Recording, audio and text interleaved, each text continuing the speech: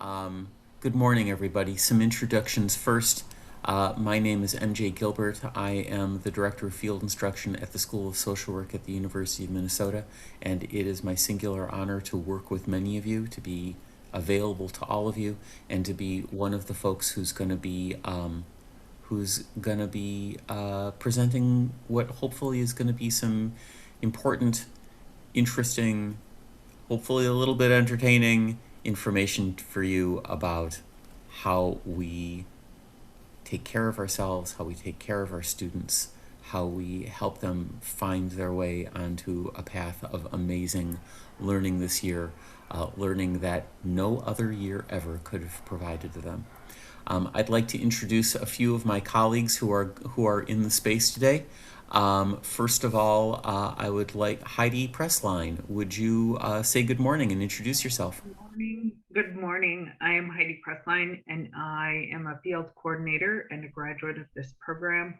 And I have 3 seminars this academic year, one Tuesday night, one on Friday, and one on Saturday. And I have a large number of my students assigned to this group of people. Amazing. Thank you, Heidi. Um, and next, Rosetta, would you actually, why don't you go last? Because I think you have some announcements, okay? We have a couple new people joining us to provide amazing service on the field team this year. Kelly, would you turn on your microphone and introduce yourself and let us know what you're doing this year with us? Hey, so I'm Kelly Leaf, and I am doing a concentration seminar. I have 80/20 students. So these are second year intern students, as some of you will have. And I'm really, really excited to be working with them and with you this year. Thank you, and good morning, Kelly. We also have with us another new member of the field team for this year, Mylor Mua. Mylor, would you turn on your mic and say good morning and introduce yourself? Morning, everyone. My name is Milo Moore. So I will be doing the 80/10, 80/30 seminar class today. This year I'm at, and I'll be doing the Friday class, and welcome. Great. Heidi, I note that you're telling me that one of your co-facilitators, your seminar co-facilitators, is in the space, and I'm guessing that they did not come into the space this morning expecting to be recognized and perhaps embarrassed. But I'm wondering if you wanna show Courtney some love while she's here with us. I do. Courtney, you want to say hi? Maybe. Sure. Hi. You can say no. Consent is everything. No, just No, wanted this to know was who not I the know. finest example of it. Hello. Yeah. Hi, everybody. I'm Courtney. I work at Mental Health Systems. I am a DBT therapist, and I'm excited to join Heidi this year. Awesome. And Courtney has agreed to co-facilitate our Saturday seminar with me. And just a little shout out to Courtney's willingness. This year, the field team has the late afternoon class. And so we meet from 2:45 to 4:30 on Saturdays. And I would just, for those of you that are new to this, please know that all of our students who are doing their first internships are in a seminar experience that is facilitated by one of the members of the field staff and a community co-facilitator, because we want to make sure that in every seminar there is an active, that there are two perspectives on practice and the voice of a current practitioner. And if this is, it's an amazing opportunity to get to know and be in space with and be a presence in the lives of a group of students. And if this is a role that you might ever be interested in holding, please get in touch with me. Every year, we try and bring on a few new seminar co-facilitators. And as it happens, we have one opportunity for a seminar co-facilitator that, to the best of my knowledge, is still open and a possibility. So email me if you're curious about that role. Okay, Last but certainly not least, Rosetta Cheers, would you introduce yourself? And I think that you might have some beginning of the day logistical announcements for us. What we don't have to do is tell you where the bathrooms are. Yes. Good morning. My name is Rosetta Cheers. I'm the field program coordinator at the University of Minnesota and working with my colleagues Jay Gilbert and Heidi Pressline today. We welcome you all to the seminar. You all probably know me by name through emails, even though you've never seen my face. It's nice to see your face. I have a few housekeeping things. I will be periodically posting links in the chat that correlate with the presentation. So please watch your chat box for those links. I will be posting the link to the evaluation of this training session 15 minutes before the end of the session. But I will also email those the link to everyone who is attending, which brings me to attendance. So I'm taking attendance based on my registration, and I am seeing people who are not on the original registration. So I will probably send you a direct chat asking you for your email and your agency's name. Please look at your name on the screen. I have quite a few people who only have a first name. If you only have a first name, I'm not asking you to change it, but send me a direct chat to give me your last name so I can check you off, because I need to know who attended so I know who to give the CEUs to. Thank you. All right. Thank you, Rosetta, and welcome again, everybody. If there are 38 of us in this space, and there's going to be a couple key moments this morning where we are going to put you in breakout rooms and give you an opportunity to chat with a few people and maybe get to connect a little bit more deeply with some of the folks that are doing field instruction with you this year. We're also going to have other opportunities over the course of the year for you to connect with other field instructors. One of the things that we did last year that I think people found pretty helpful is that we scheduled a monthly field instructor consultation, and we're planning on doing that again this year. So watch your email for news about where you can just kind of check in with some of us and check in with some other field instructors and talk about best practices and do maybe some consultation with other people who are doing this. But I would love it if, while we're getting started here today, if you're feeling it, feel free to use the chat to let us know who you are, where you are in analog space, how many years you've been providing service as a field instructor. For some of you, this is your first time. Thank you very much. And for some of you, you've been doing this for many years and keep coming back for training, which we really appreciate. One of the things that I just want to emphasize as we meet today, as we go through the whole year, that there has never been a greater need for us to be in good and strong and constant and really forthright communication with one another. And we're going to be striving to do that with you. And there will be key moments where, in this morning's training, where the need for us to be in good communication, certainly as things change, as they will, but also just in the regular rhythm of how our students are doing in the context of their complex lives and while they're doing their field placements, is going to be really important. So you see in front of us what our agenda is today. We want to talk a little bit to start the day about anti-racist, anti-oppressive field instruction in the beginning phases of the internship, and even some of the phases that come before the beginning of the internship. We want to talk a little about COVID because we're not tired of talking about COVID.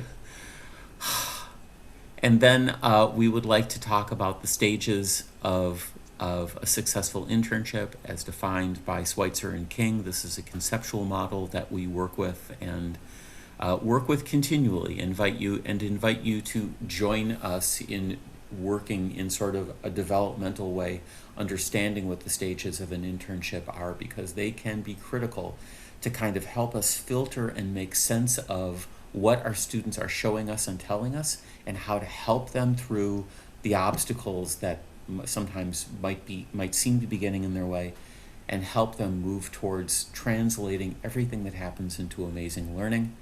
And we're going to talk a little bit about some research about what an accumulation of students who've been surveyed nationwide tell us about what some behaviors that they find most helpful in field instructors and the least helpful in field instructors.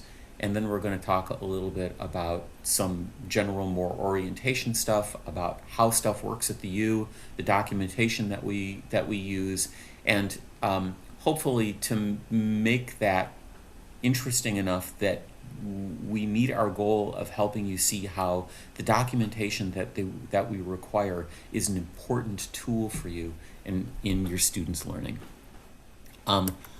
Let's start with COVID, because why not? This is the third year of field placements that is impacted by COVID-19.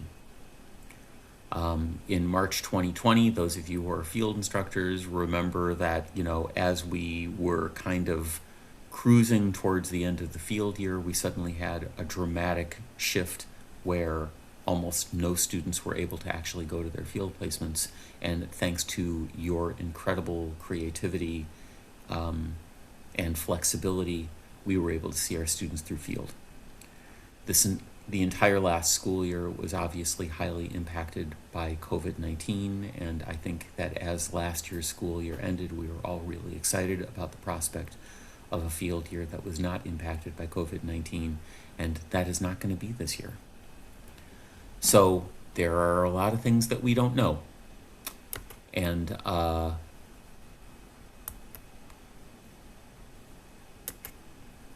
here's some things that we do know.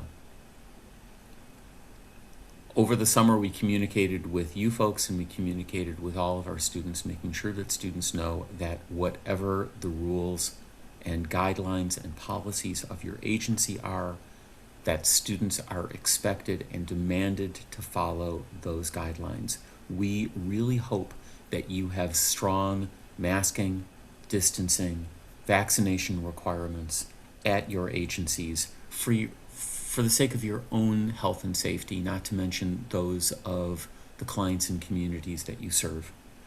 We are exquisitely aware that we've got over 200 students who are going out into field sites, into schools, into hospitals, into every setting that social workers work with populations that are very vulnerable and populations that may also expose them to COVID, and then are coming back into classes. And yes, as of this moment, the administration of the University of Minnesota is telling us that we are an in-person campus.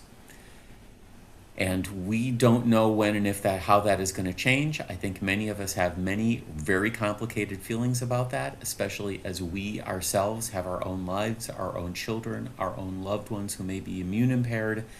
And I think that we're all going into this school year excited and also nervous and clenched.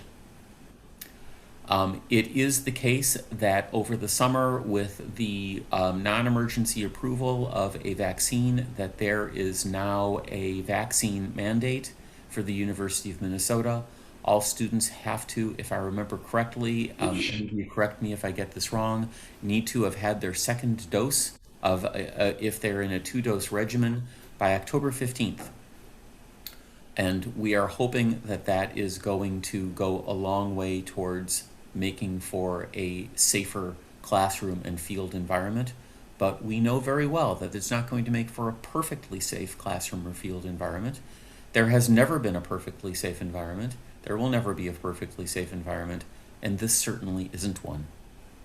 And we know that the Delta variant means that while vaccination is highly effective at preventing serious illness and hospitalization and death, it does not mean that we cannot hold the virus and we cannot pass the virus. So our caution and our awareness and our deep care, not just for our own convenience, but for one another, continues to be really important.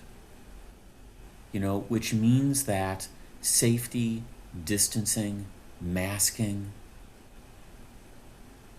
vaccination is not just an issue of policy.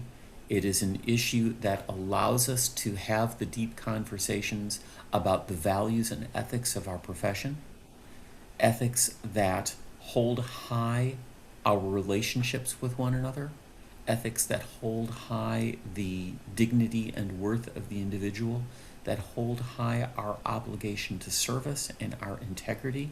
And while we are dealing with all of the stress that we hold ourselves, and the stress that we hold for each other, and the stress that we hold for our students and our clients as we begin another really complicated school year that holds some pain, and that comes in the face of a year and a half of multiple different kinds of trauma that we are all holding and expressing, sometimes a little sideways, that we continue to think of everything that happens in our lives with our students as an opportunity to teach the deep values, skills, knowledge base of what it means to be a social worker in the 2020s.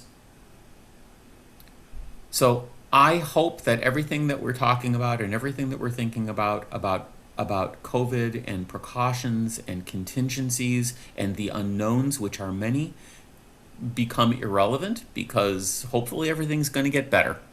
But as we've seen over the last year and a half, things get a little better, things get a little worse, something new happens, there's a surprise, there's going to be surprises. So here's what we know. As mentioned, something's going to change, everything's going to change. This is the only thing maybe in the universe that I am absolutely sure of. Everything is going to change because it always does.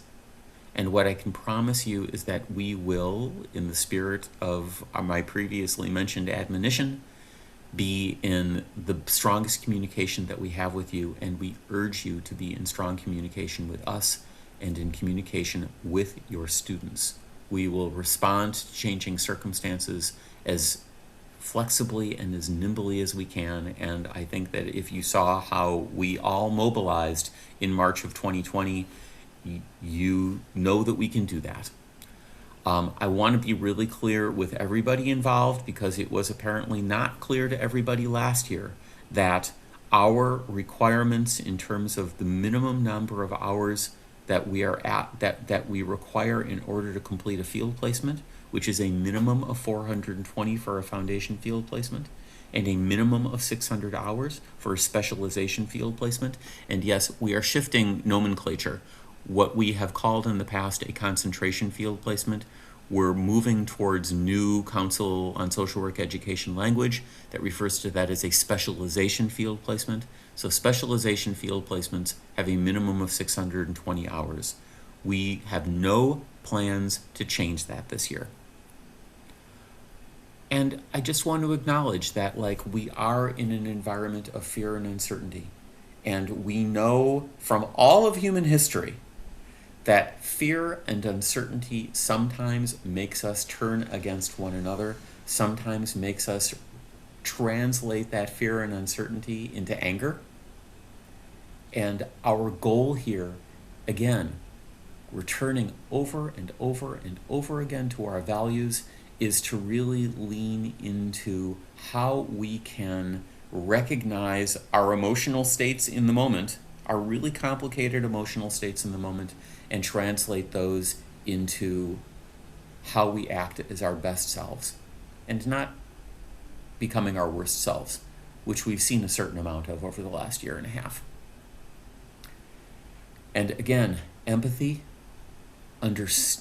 seeking to understand how somebody's emotional or intellectual reaction in the moment has some validity based on their own lives and their own experiences, even when our own experiences and lives don't help us understand why somebody would react that way, is going to be really important. Grace for one another as we fumble, as we make mistakes, as we try and fail, as we try and try again, all of us, including our students. And flexibility are going to be the keywords for this entire year. And, if those were the keywords for all the years to come, empathy, grace, flexibility, then I would feel hopeful that we are in an ongoing process of building a better world than the one that we have left behind.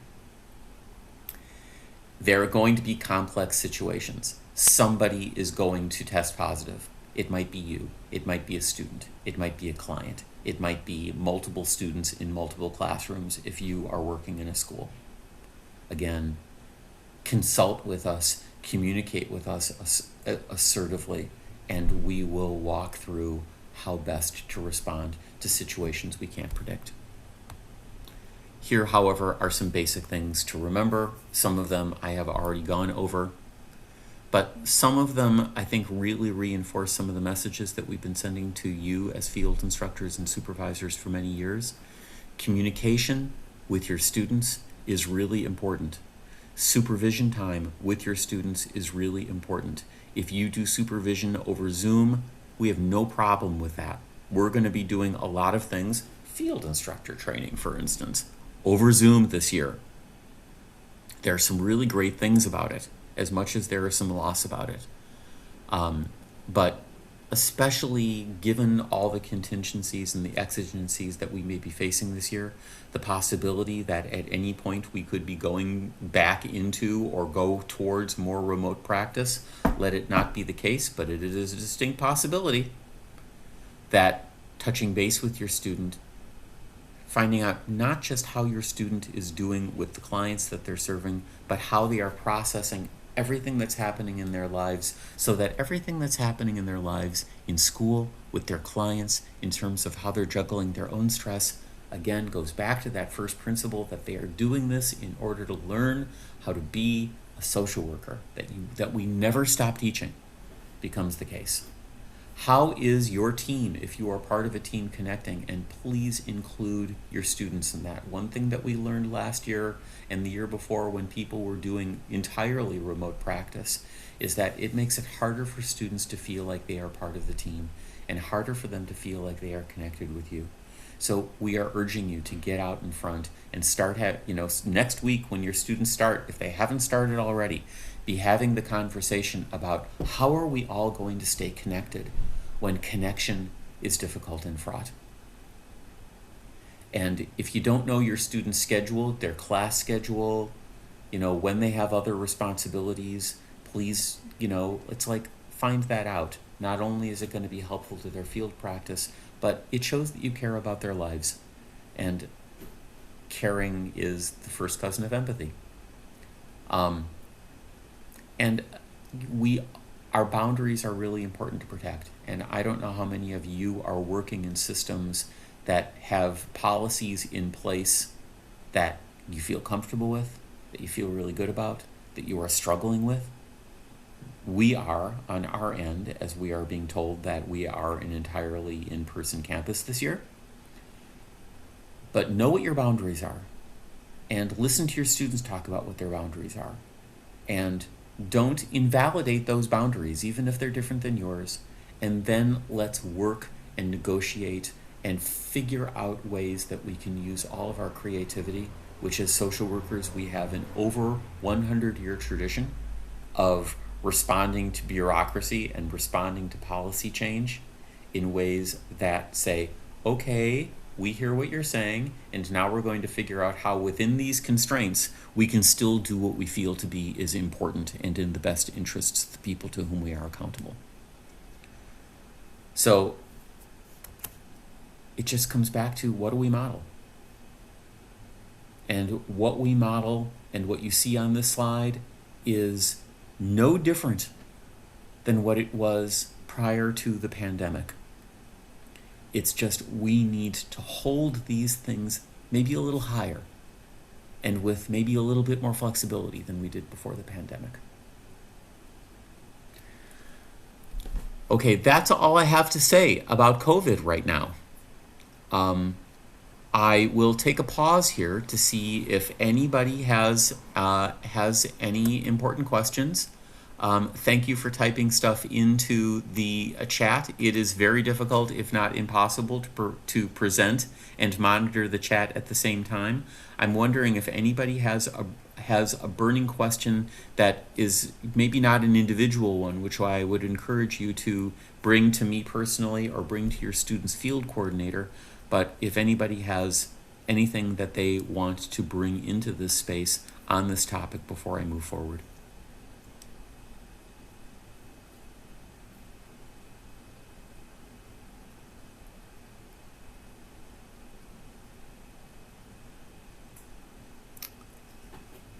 All right, either I have already lulled you into a stupor, or that was good enough for you for now. But again, that first principle of let's be in good communication is one that I hope that you hear really clearly. And as stuff comes up, please communicate with us. We really do aim to serve you well.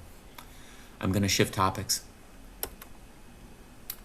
And I want to talk about what really is for us an emerging perspective on how we can be anti-racist, anti-oppressive field instructors. This is kind of a shift in our way of thinking about what in the past we would frame in terms of working across difference, what many people like to refer to as cultural competence. I have never liked the term cultural competence. It makes me sneeze. And if you want to talk about why it makes me sneeze and why I wish we would stop using it, let's have a cup of coffee. But one of the things that the last year and a half has shown us is that there is a shift in the culture that should have happened a really long time ago, and that we need to shift the ways in which we think about what our role is as field instructors to not just not be racist, but how to be anti-racist and how to bring anti-racist and anti-oppressive perspectives into the work that we do as field instructors. And I think part of this work involves us all holding ourselves accountable. And I will never stop, as long as I'm the person responsible for talking about this stuff, start by holding ourselves in the School of Social Work accountable.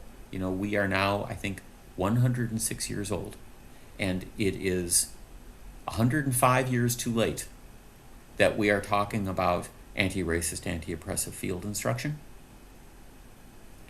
And, our ongoing hard work around how we've been talking about these ideas and how we have not been talking about these ideas is something that it is our responsibility individually, and I hold myself accountable individually, and institutionally we have to hold ourselves accountable for and respond to that accountability by making change. I mean, here's the other thing that I have to say about this. When we started digging into where is the literature and where is the research and where is the knowledge base on anti-racist, anti-oppressive field instruction, there was not much, which is really telling. There is a certain amount of literature on anti-racist, anti-oppressive social work practice. There is a certain amount of literature on anti-racist, anti-oppressive social work education. But there is precious little that is specific to your central role in your students' lives and our central role as field educators that is specific to this practice area. We found one book, much of which I'm about to present is based on. It's called Changing the Field, and it was written in 1992, and it was published in Canada. Both of those things are a little bit shocking in and of themselves. It is also shocking and somewhat discouraging that just about everything in that book is just as applicable now as it was 20 years ago, and in some ways, maybe more. So it is really important to us, and one of the reasons I'm talking about this first is that I want this to be the lens through which everything else we do in field instructor training and in our practice, that we view everything we do through this lens, that this can't be additive material, because when this is additive material, it becomes the first thing that goes away when we are stressed or when we are short for time, as we almost certainly will be this morning, because you've got me as one of your trainers, and as you've already noticed, I am very verbose. But it was never sufficient that, talking about difference, talking about the role of social work historically as complicit in systems that oppress Black and brown people, that have oppressed queer people, that have oppressed Indigenous people and people with disabilities, is something that we need to talk about. And yes, there's more than one truth here. Social workers and social work has been a tool of liberation, and social workers and social work have been tools of oppression. And we need to face down all of that. And that is hard for us because we chose this profession out of love for people, out of commitment to justice, out of wanting to connect the work of our hands and the with our most deeply held values. And when our consciousness is raised that like we have failed, or some of the side effects of our work have been oppressive, or some of the direct effects of our work have been oppressive, it is really hard and jarring for us. It's hard and jarring for me. And so some of this work is really hard and uncomfortable work. And I think the other side of that, however, and the message that I hope you'll come away from this little section with, is that it also opens the door to forms of joy and connection and authenticity that maybe were not open to us when we were not doing this work. And I want to be really clear that this is not just a section on how white field instructors should be nice to students of color. Because first of all, you're not all white social workers. We're not all white social workers. And as I read through the literature, even as I read through our code of ethics, as I read through the NASW's code of cultural competence, which there is, and it is lengthy, as you dig underneath it and listen to it carefully, the repeated kind of paradigm of it is that it seems to be written for white social workers who are dealing with clients and students who are of color. And there is something really, really problematic about that. First of all, because it assumes that white social workers, through going through training, can somehow gain a set of skills and competencies that, like, the people with whom we don't work don't have, whereas we know damned well that life as a person who holds a traditionally, historically oppressed identity gives one deep knowledge about how to navigate an oppressive world. But it also doesn't speak to how the field is, who gets to be a social worker and who we want to have be a social worker and who we want to have hold the profession moving forward. So this is not just for white field instructors. It's not just for white students. It's not just for students of color. We come to this work with different experiences and different viewpoints to what the work of anti-racist, anti-oppressive social work is, but it's work that all of us are called to. Okay, we talked earlier, and I kind of led with the need that the idea that this is a year that requires from us open communication. And that open communication involves your communicating with us, but it also involves open communication with your students.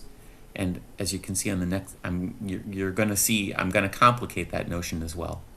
But we start this, those of us, whatever our orientation is with respect to our culture and our race and our sexuality and our gender and our ability and our age and all those other distinctions that make us similar and make us dissimilar, we are hardwired to respond to critique with defensiveness. It is built into us. I might be very critical of the bureaucracy of the organization for which I'm employed, but if you critique the bureaucracy of the organization to which I am employed, it is very likely that I'm going to feel that stab of defensiveness and want to come to, it's like, but wait, it's not all like that. And for those of us who come from privilege, which in one way or another, pretty much all of us do, right? Because there's intersecting realms of privilege and oppression, and most of us hold one or more of both around some identity that we hold. It is really hard to take critique and not want to immediately jump to explaining ourselves or responding or saying, no, you're wrong, or whatever. You get my point.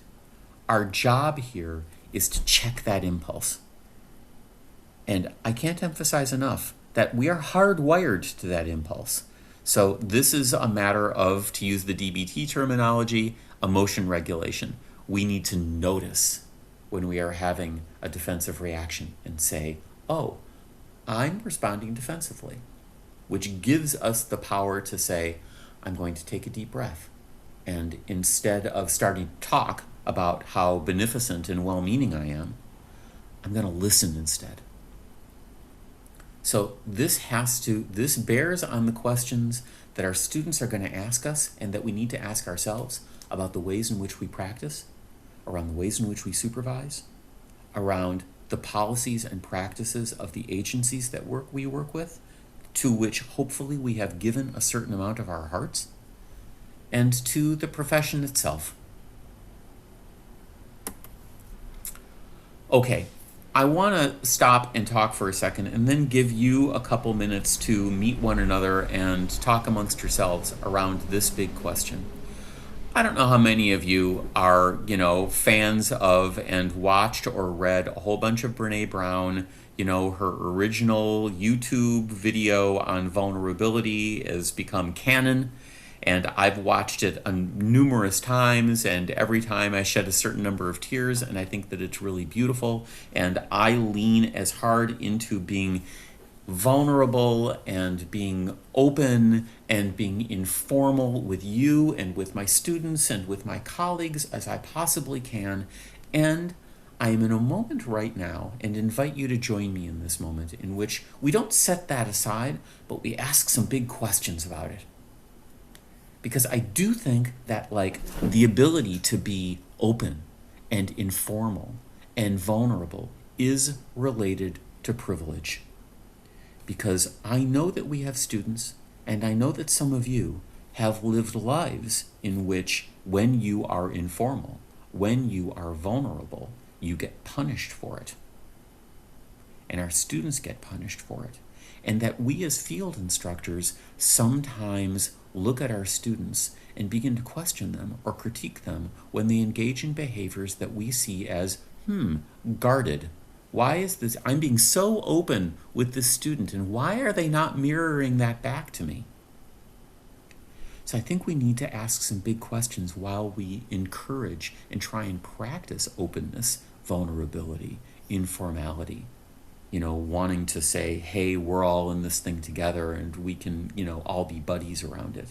That there's really good reasons that we might not see all of our students mirror that back to us. And it's our job in this moment to not necessarily punish that, but to do the harder work of asking some questions of ourselves around why that might be and how the ability to be vulnerable is connected with our privilege.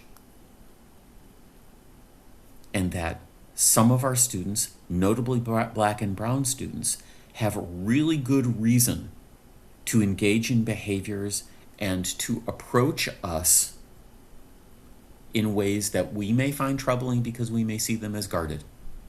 And that having conversation around that and engaging in an ongoing process of trust building and consent, right? In the light of our desire to have our students trust us immediately because we're such pussycats, because we're so beneficent, because we're so well-meaning, to recognize that many grave sins have been committed on the altar of well-meaningness and our belief in our own beneficence. And that one of the things that we are learning from all of these moments that we are living through is the importance of having conversations with and engaging in processes of consent. And that trust involves a consent process and being really explicit around some of that. So again, we're going to talk about some strategies here for a minute, but it's, when we're looking for reciprocity with our students, this notion that what we know about our students, what we think we know about our students, what we might be wrong about our students, and what it actually takes to engage in that process of building trust is really important. I'm going to have a few more things to say about this, and I think maybe I'll say them and then give you give you a couple minutes to kind of meet one another and hash it over, if that's okay.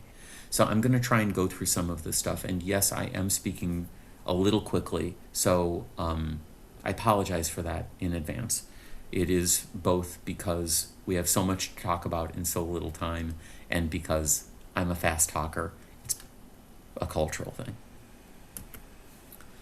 So I want us, in preparation for having a little bit of chance to talk about this, to think about our power. To think about our power in the lives of our students. And again, this is one of those things that, like, when we look at ourselves in the mirror, we see ourselves in a certain way. I see myself as a super safe person and really approachable and just like a pussycat. And I have learned the hard way over my 17 years at the School of Social Work and my 32 years as a social worker that is not always how the people who serve me see me. And that our ability to look at ourselves not through the mirror, through the mirror that we see ourselves in, but through the mirrors of the eyes of the people who are sitting across from us is really important. And they see us as people who have power over them. Because we do have power over them. You are going to give them a grade or suggest a grade. We're going to give them a grade. You are somebody who they're looking to for mentorship. You are somebody who, in this relatively small social work practice community, may say wonderful things about them and may say terrible things about them, and to whom they might be looking for recommendations and referrals when they're hitting the job market. So we hold this power. And we also talk, as we're going to a little bit later this morning, about our power as gatekeepers. And if you think about that role, it's one that we encourage you to think about, but it's also one that we need to check. As we check how we wield this power, the power to frame what knowledge is, the power to frame what we consider to be professional, the power to frame who is a good student and what comprises being a good student. And so let's think about, what we know, what we think we know, how we hold up while we know, while also having an open ear to the things that our students know that might be different than what we know. And I think that we are in an exquisite moment in every way, including generationally, around how we interpret knowledge production. And, we have several generations represented amongst our students, but most of our students are in their 20s. And their generation, whatever the name for that generation is this week, is asking some big questions, because the future that they are facing down looks very different from the past in which we were trained. And so the questions that they ask around, through whose perspective was the knowledge base of social work developed? And asking us some big important questions about that knowledge base. And what do we consider to be valid knowledge and what do we not consider to be valid knowledge? And these are really interesting questions for us to ask at the University of Minnesota, which is a research-based institution that has some very rigid ideas about what is legitimate knowledge generation and what is just kind of fuzzy thinking. And this also happens in the context of a larger culture in which the whole concept of truth is being questioned. So when I talk about this, I do not want to say that there is no such thing as truth so that we can all decide which facts we like and decide that the rest of them are fake news, but that truth is not two-dimensional. It is three-dimensional. Indeed, it is four-dimensional, because we have to look at what was true, how we see something that was true that we might not have questioned 20 or 30 years ago, how we ask some big questions about that truth now. So there are some things that we have to become really attuned to. And one of the most important things is denial of difference. And I do not know if Minnesotans are worse about this than other people are, but the general culture of Minnesota, I think, is really good at denying difference. I have been in teaching spaces where I have broken folks up into small groups that were very clearly, there were deep differences amongst those groups, and gave them the prompt, talk about ways in which you're different from one another. And rather than talk about their culture or their experiences of race or their sexuality, they talked about whether or not they like donuts. Which, first of all, okay, I'm not going to judge anybody who doesn't like donuts, because that's fine with me if you don't like donuts. But it's like, we can look something at in the face and not see it. And we get really nervous about talking about the big differences, right? If you are 20 years younger than your student, that's going to be a weird thing to talk about. If you're 20 years older than your student, that can be a weird thing to talk about. But being able to talk about it and being able to lean into that internal discomfort is what the moment requires of us. You know, and again, thinking about, like, who do we give the really juicy learning opportunities to?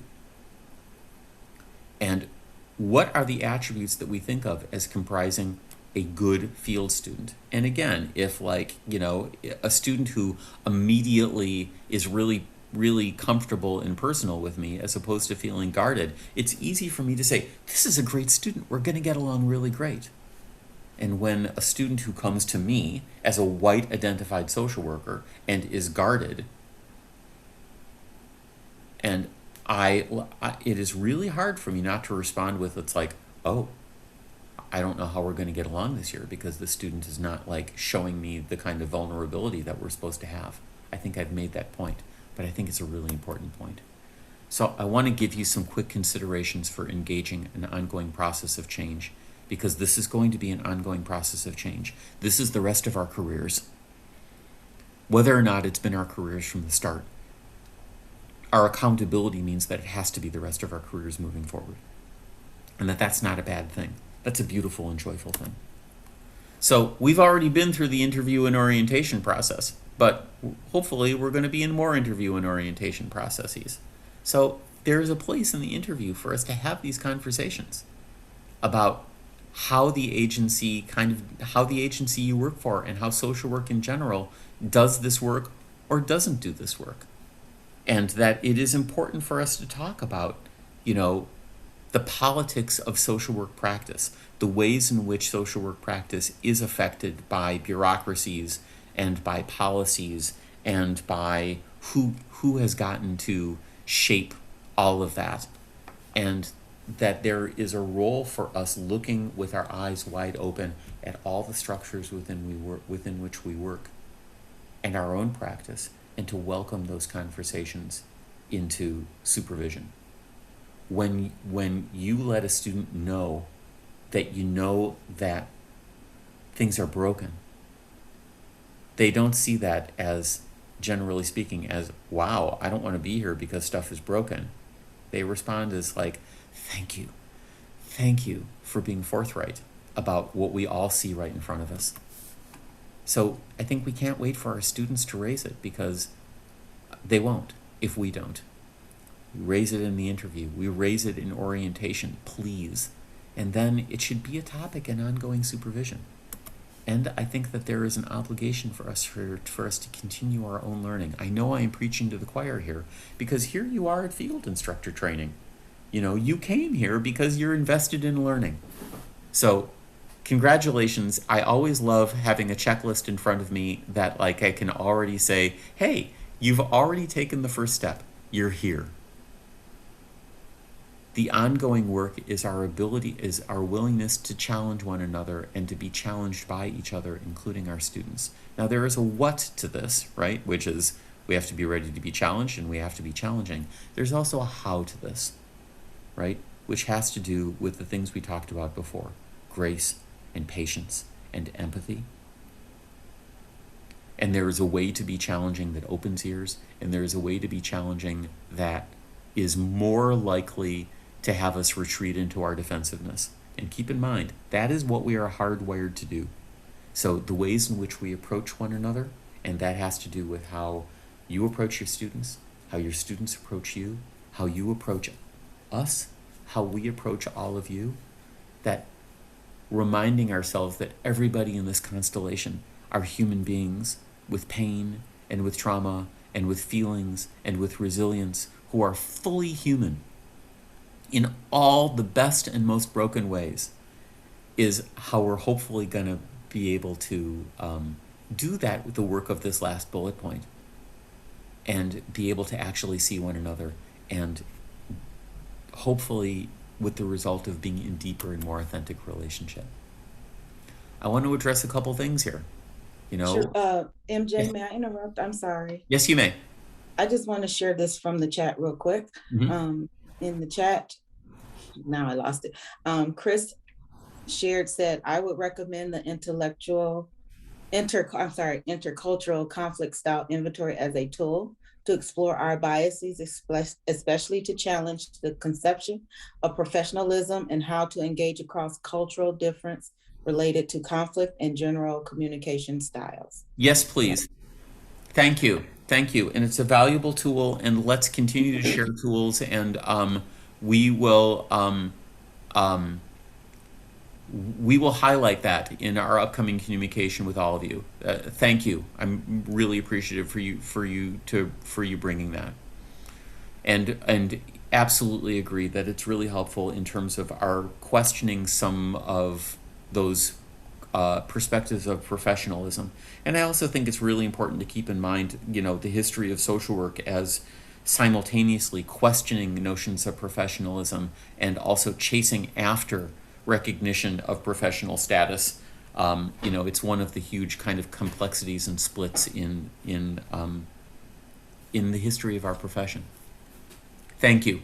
I want to talk a little bit about these things. These are some of the sins that I think often are most likely to happen, and that we hear our students talking about most often happening on, as I mentioned before, on the altar of good intention and our own internal feelings of our beneficence, and feeling like, well, the way for me to move forward is just to be who I am, which you should be, but also while checking yourself. So, what do we mean by tokenizing? I mean, what we mean by tokenizing is when a student gets the perception that we value them because of their identity rather than because of their skills and their personhood. So, for instance, when you say to a student, we are really glad to have you here because we have had trouble recruiting clients of color and we would really like your help with that. Or when in a team meeting we're talking about, it's like the difficulties we have understanding the perspectives of Somali folks, and why aren't Somali folks coming to us for service? And everybody in the room turns and looks at your Somali student for answers about what Somali folks are like. Or, says, oh, you're Jewish and it's the high holidays and we would really like for you to talk about what Jewish means at our next team meeting. It's like, that may feel like, oh, I'm being culturally competent here, but your students might feel like, oh, these folks want me here not because they feel like I'm skilled, but because they think that I make their diversity chart look better. And again, some of that has to do with consent, and it has to do with, have you done the work of building trust and relationship that it takes for you to have some of those conversations without your student feeling tokenized by them. Microaggressions, maybe we should remove the word micro in front of them because some of them feel really big. But, hopefully by now we've learned some of the more acute ones, like, no, you can't touch somebody's hair because you're fascinated about what their hair might feel like. And there's a lot that you can watch on YouTube and that you can read about what comprises a microaggression. But, very often they are just thoughtless things that we do or say that, through the lens of a lived experience of historical trauma, is deeply, incredibly hurtful. And we need to check ourselves around that. And again, that is part of the work of building the actual trust that allows for the vulnerability, right? If you do something that offends and triggers, and I know we talk about triggers, a lot in this culture, and some of us may think that we talk about it too much, but if your student's historical trauma is triggered by something that you say that was well-meaning, the likelihood is that they are not going to tell you that. They might tell me that, but what would be really great is if we do the actual work of relationship building such that we have the means to say, I know you did not mean to hurt me when you said this, but you said this and it hurt me. Making assumptions, do you assume that all of your black and brown students come from poverty? Do you assume that all of your Asian students are really great at math?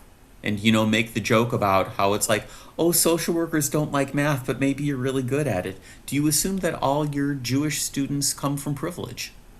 It's like, we need to check our assumptions and not presume that we know something about somebody because we can see something about them, right?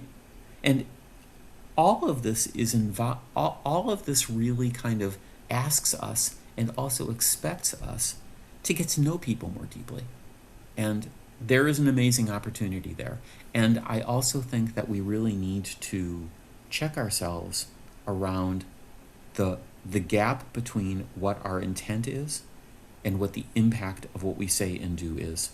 Because I dare say nobody in this space, nobody who is a field instructor has ill intent with respect to their students. I don't think there's any sociopaths in this space, so congratulations, I'll write you a note.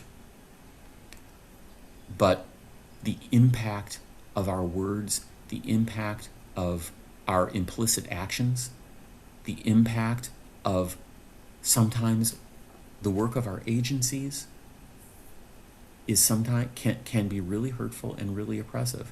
And again, this might put you in the situation of having to have some hard conversations with other people at your agency.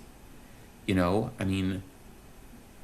there's folks at your agency who have not done this work and who may, and you may know who they are more likely than others to do or say something that's going to result in your student coming back to us and saying something really terrible happened at my agency. So again, this is just a start, and it's the beginning of work that I hold myself accountable that we have not been centering sufficiently as long as I've been field instructor, and I think a field director, and way before that. And it is a lens through which everything we do has to be seen. And even if we're just starting on this work or just starting to think about it now, it's like, rather than beating ourselves up, it's like, let us feel really good that we are on the path and engaging in the work of repair, the deep work of repair that starts with our relationships with our students, but that has consequences that affect our agencies and social work practice in general, and hopefully the world. Okay, I spent a lot of time talking about this stuff, but I promised you some opportunity to talk and meet one another, and I'm going to give you 5 minutes to kind of react with one another and just kind of say hi and stop listening to me for a minute, which I think will be a relief for all of us. So 5 minutes in breakout rooms. We will pull you out at 9:35.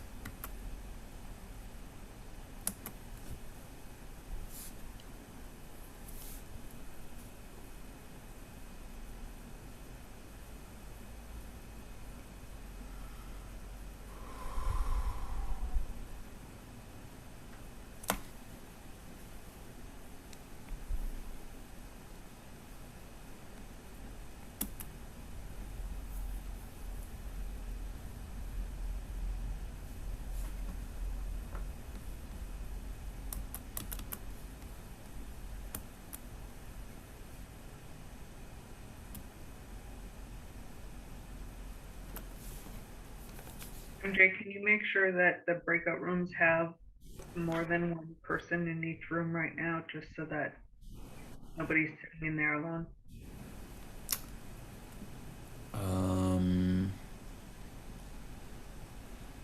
There are no breakout rooms with only one person. Thank you. Thanks for the check.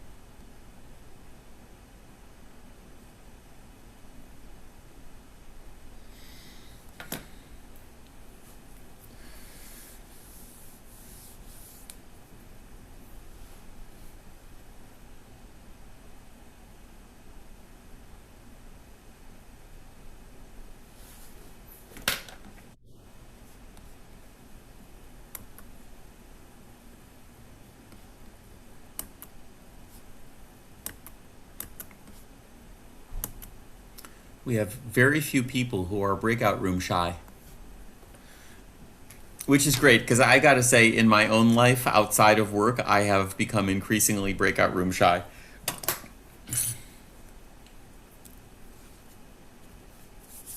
that mean not going into the room? That means that I often don't go into the room. I'm not proud of it, but I note it in myself, and noting in myself, in holding myself accountable to everything I was just talking about. When I note it in myself, I am trying to practice action opposite to emotion and say, okay, I'm going into the breakout room.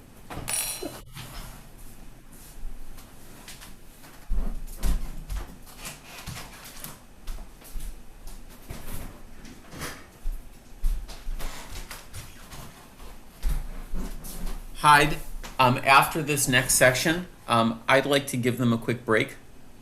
Yes, there's one built in between slide 61 and 62.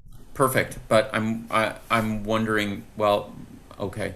You want to go before that? You want to do it at 42? Well, I just know that, I take my own bladder as a cue as to when others might also need a quick break. So maybe we'll take a quick one after slide 42, Okay. and then a little longer one after that. I think more than one break in a Zoom is a good idea. And I'm going to give them notice that I'm closing the breakout rooms.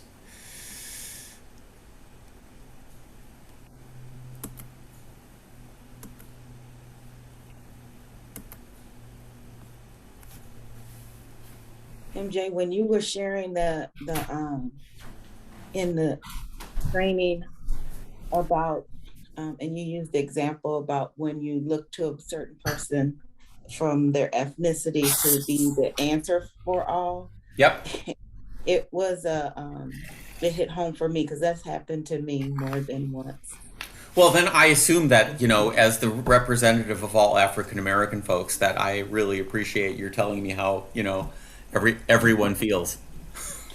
Yeah, and I mean, I actually was working at a nonprofit, and they came to me as the person who was of color and asked me, could I put together an activity and a luncheon and stuff for Black History Month. Yeah. I mean, I will tell you that in my current workplace, I am generally asked about how the Jewish people will feel about any given issue. Mm-hmm. Welcome back, folks. I'm wondering if anybody, before I move on, had anything come up in your discussion that either you would like to share in the chat or you would like to turn on your microphone and share with all of us. And that can be by way of pushback or critique, because I will attempt to model my my hardwiring to be defensive, but also any tools that you have at hand, I really appreciate are being reminded about the intercultural conflict style inventory, or any suggestions for us about how we move forward, or any strategies that you use. Otherwise, I think we're going to move forward because we have a lot left to talk about. MJ, may I make a quick announcement, please? Yes, please. I just have one person who's logged in, and I only see a first name Laura. If that person could send me a direct chat to give me their full name and email and where they're from. So I want to make sure that you get acknowledged and get your CU. Thank you.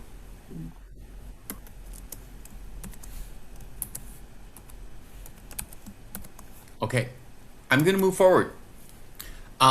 What we want to do now is talk to you about some things that we have learned, and there's a reference down there in this article to an article that this comes from that we find to be particularly useful in terms of kind of breaking down some of the things that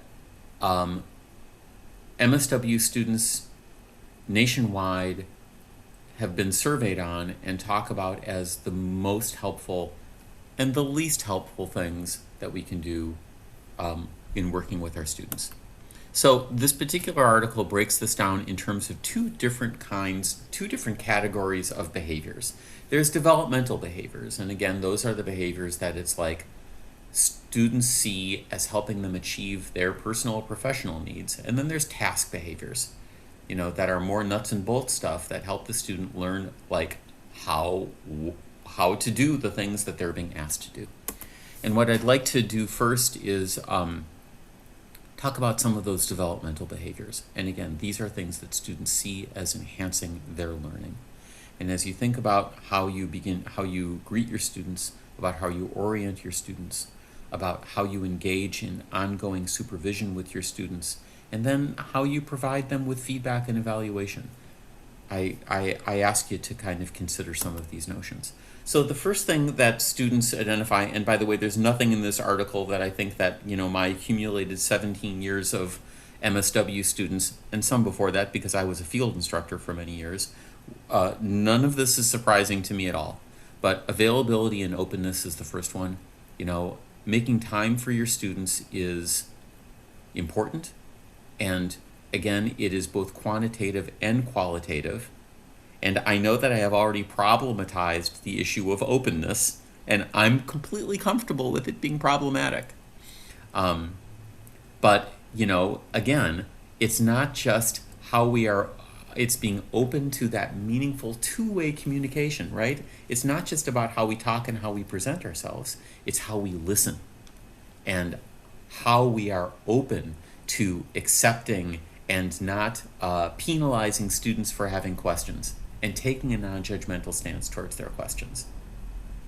And granted, if you're 3 months into an internship and a student is still asking the same questions that they were asking during week 1, and you've answered those questions 20 times and they're still answering those questions, yes, that might be a performance issue. And hopefully you will engage us, your field coordinator, to talk about how can I help my student overcome what seems to be kind of a learning issue here. But, you know, especially in these first few weeks, your students are going to come to you with questions. It's going to feel like a lot. And it's great that they're asking questions. It means that they want to learn. It means that they want to get up to speed and get to the point where they can provide you with service. Emotional support.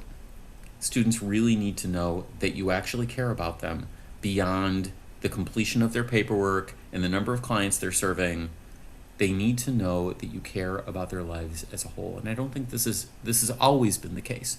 It was the case in my first internship in 1988, but I think that it is even more the case now because the way that folks who are entering the profession now think about the role of work in their life and think about the interaction between their personhood and their work, I think has actually changed. And so while this was always important, caring about the student's life as a whole, and never more so than under our current circumstances, is really important. Some of your students are currently facing really complex and traumatic life events, are under financial strain, may have children who they are terrified are going to get COVID, may be struggling under the burden of the ongoing consequence of the deep and difficult conversation we're having around race in this country right now, and may be really struggling in a lot of different ways. You know, there is a lot of conversation right now about the mental health crisis amongst college students in general. And you will see that. And students knowing that you care about more than just the work that they're cranking out is really important. And providing feedback. And again, this is not just a what question, it's a how question. And there's several different ways in which this happens. It happens informally, in supervision, in the sort of hopefully ongoing day-to-day kind of interactions that you have when you debrief after you see them do something, by text message, over Zoom, etc. There's the formal feedback that happens on the learning contract evaluation that we're going to talk about a little bit later, and figuring out how we can bridge the gap such that we can, in an ongoing everyday way, document the small victories and progress. You can enter stuff into that document anytime you want to. You don't need to depend on remembering everything that happened at the end of the semester and saying, oh, they did something that was really amazing back in September and I don't remember what it is now. You know, I hope that you take notes in supervision, but it's also the case that, like, when a student does something that you want to remember and give them credit for as an example of a way in which they are developing, when it's time to do the formal evaluation, go ahead and write it in there. Knowing that they can see it, by the way. You know, when you type something in the learning contract, all of us can see it. I once, never mind, I'm not going to tell that story. And again, you know, please feel free to gather feedback from other colleagues and make it available to the students.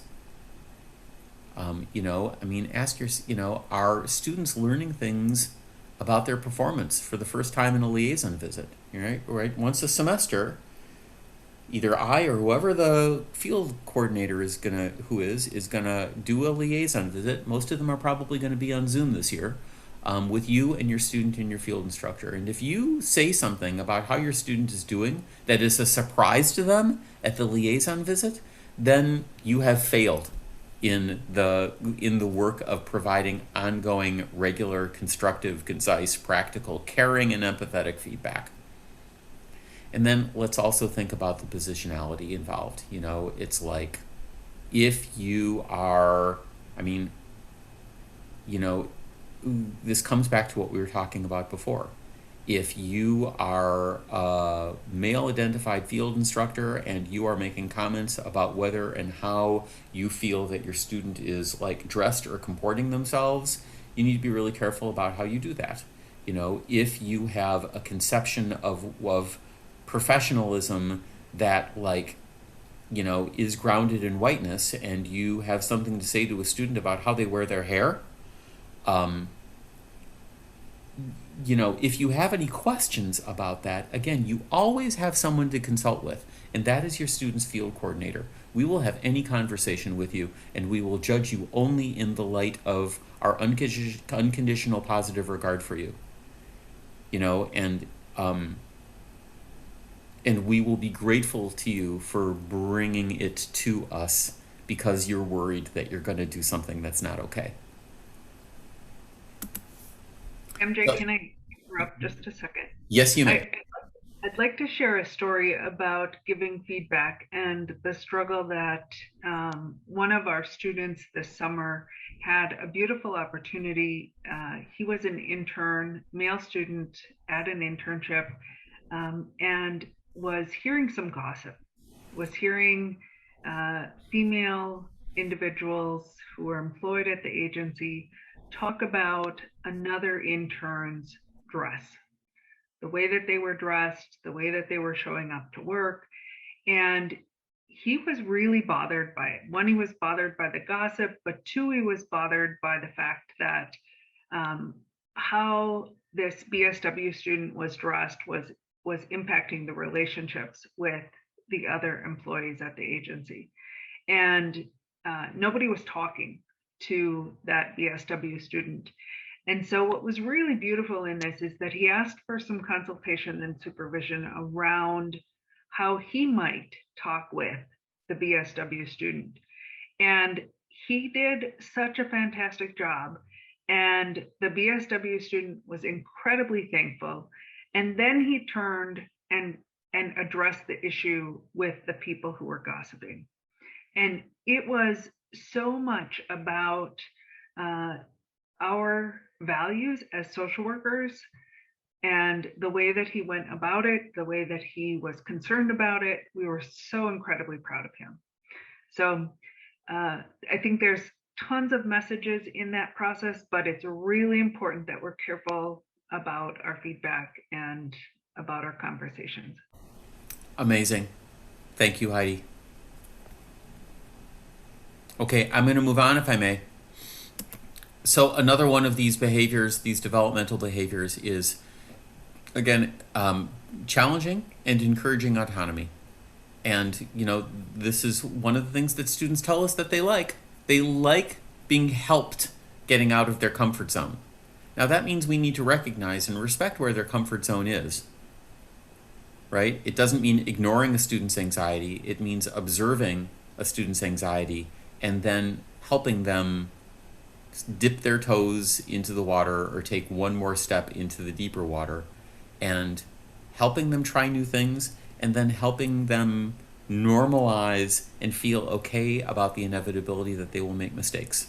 If you've been in field instructor training with me for a while, you have heard me say more often than you care to that an internship in which a student never makes a mistake is a really missed opportunity. And this requires us being attuned to the timing of it, right? It's, you know, being this far ahead of the student's sense of their own readiness might be just fine, especially if you have a student who you think is like underestimating their own competence. Being this far, sorry, my Zoom box isn't big enough, being this far ahead of where your student is probably a recipe for disaster. And again, you know, it's like, I'm going back to this metaphor here. Are their toes dangling over the edge of the cliff, or are they like, you know, one of those old cartoons where somebody has run 20 yards over the edge of the cliff and then only realizes where they are, and only when they realize how far over the cliff are do they start to fall? Okay, so let's talk. I'm going to keep moving here. Please feel free to stop me, and if anybody sees anything in the chat that calls me to stop, please stop. Otherwise, I am a moving train of knowledge and wisdom, hopefully. Okay, there's also some task behaviors that students see as enhancing their learning. Again, this just means providing them with learning experiences. And especially in the beginning stage, I know that a lot of students come into their agencies and feel like, well, I'm here and I really did nothing this week. I had no idea what I was supposed to do. I didn't have a schedule. So some of this is really part and parcel of what we're going to talk about a little bit later about the orientation phase. But again, this staged learning, giving them the opportunity to observe other people practice, and then giving them the opportunity to be observed practicing and getting feedback about that, and then giving them the opportunity to try things in a phased, well-timed way, knowing and orienting them to the fact that they're not going to do anything right the first time. You know, there's nothing that we are good at that we were never not first bad at. And any of you who have ever learned to play a musical instrument, or who have children who you have lived with while they are learning a musical instrument, know very well that you can't be good at anything without being bad at it first. Even if you have a native talent for it, you're still going to make mistakes doing it, and we need to make that okay. We need to provide instruction. We need to actually teach folks how to do things. I have had, over the course of my life as a field coordinator, multiple situations where students have come back to me and said, it's the first week of school and I was told, go do a group. And I've never done a group before, and I didn't get to see anybody else do a group, and I was given no curriculum about how to do the group, or I was given a curriculum about how to do the group, but that was not nearly enough for me to feel like I was comfortable knowing how to do a group. Somebody has to teach me how to do a group. Granted, our students are going to get some classwork around this, but we know damned well that no student becomes a social worker in a classroom. Shh. So this involves helping a student connect that classroom learning that we actually believe in, but we don't think is sufficient, helping them connect that into intellectual learning with emotional learning, that there's head and heart involved here. It also involves helping that understanding that people learn best when they understand the why of what they're doing, and when learning is attached to a feeling. And I think this has always been the case, and I think that is exquisitely the case with this generation of learners. They want to understand the relevance of what they're doing. And it has to do with how we take the tasks that we are doing and attach meaning to them. And again, there are some mundane tasks that you will be asking your students to do. I know that there is, we never want a whole internship to be clean out the stock room and hand out the pencils and drive the van and make the coffee. And we also know that for most social workers, there is a certain amount of cleaning out the stock room and handing out the pencils and driving the van and making the coffee. That is part of what we do. The difference between a student feeling like that is part of their learning and that is a waste of their time is how we engage the conversation, how we provide the instruction that helps them understand why that is meaningful and why it's social work. Again, providing materials. I'm not going to read the slide, but this is also a two-way street. Your students have some materials. They have textbooks and they have articles and they have videos that they're watching in their classes. They are getting a lot of material. And, it is to your benefit to be curious about what that is. But it's also the case that they are going to need some material for you. Are there things that they have that you could learn from? Or are you giving them learning materials or asking them to watch videos or asking them to read things that are not at the right level for them? This requires you to tune into who they are. Are they really raw? Or have they been doing something akin to social service or social work for 10 years?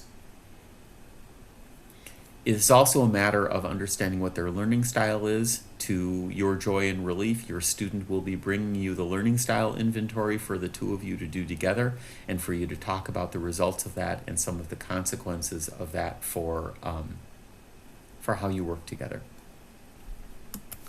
Okay, here's another one. Planning tasks with students.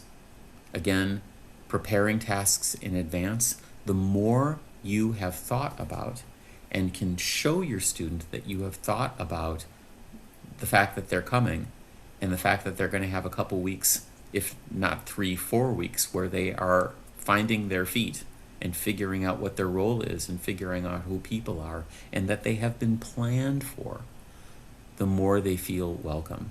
I have to say, my first MSW internship, fall of 1988, mental health resources, I walked in and was given a schedule of what I would be doing, who I would be shadowing, who I would be meeting with for all of my first 4 weeks, with the understanding that at the end of that first 4 weeks, I was going to start seeing clients on my own.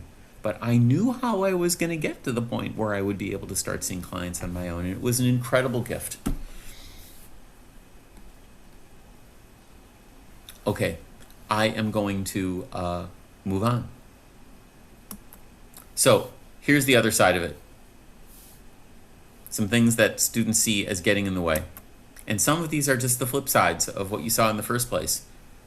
Inadequate developmental support, not being available, being too, them perceiving that it's like, I've got all these questions, but every time I ask a question, my field instructor is like, okay, what do you want? I'm busy. Or constantly rescheduling supervision, or not being reachable. They need to see that you are interested in having this role in their lives. And again, there are some things that students see, and part of this is this tuning in process. You may not think that you have communicated with them in ways that are rude or not listening, or that you're having a meltdown, or that are communicating with them in ways that are harsh. But we need to check ourselves. We are all emotional people who are also living with our own stress and trauma, and being maybe burned out, and maybe like being really tired of the ways in which we've been living for the last year and a half. And when we play that out in front of our students, that can potentially become really problematic. I will tell a story. I once had walked into a liaison visit and had a field instructor walk in and tell the story about how they had just engaged with in a road rage incident with somebody whose bumper sticker they didn't like. And they were telling this story as like, an example of their commitment to social justice. And I think everybody in the room was like, oh my God, that was an example of like how frayed at the edges you are, and like, please, that is not what we are trying to model. So our social work practice requires us to check ourselves, and having a student who is keenly observing and is subject to all of the ways in which we are reacting in the moment is really important. And I'm listening to myself say this, knowing that I am not exempt from any of this. Providing inadequate feedback, again, providing good feedback is something that helps. Not providing good feedback is something that doesn't help. It needs, is it sporadic? Is it impractical? Is it verbose? Is it uncaring? Is it unempathetic? I'm not going to belabor this one. But I want us to think for a second about what all of these attributes that are unhelpful have in common. And I kind of gave it away a couple minutes ago, but I will just say, I kind of think that all of these symptoms, and I'm going to talk about more of them here in a minute, are symptoms of how overwhelmed and how uncertain all of us are right now. And what do we do with that to support student learning? We'll have more opportunities to chat amongst ourselves over the course of the day. I'm not going to stop us right now because I think we're a little late on time, and I think that you're due for a break very soon. But it's like in a moment where many of us are feeling frayed at the edges. How do we keep our heads and our hearts in the game? And I hope that especially if you've done this before, that having a student, I think, is a key tool in helping us keep our hearts and our heads in the game, because having a student it means that somebody is watching what we're doing all the time. And it also means that we have to re-articulate to ourselves and to another person how we find meaning in what we do and why we love it.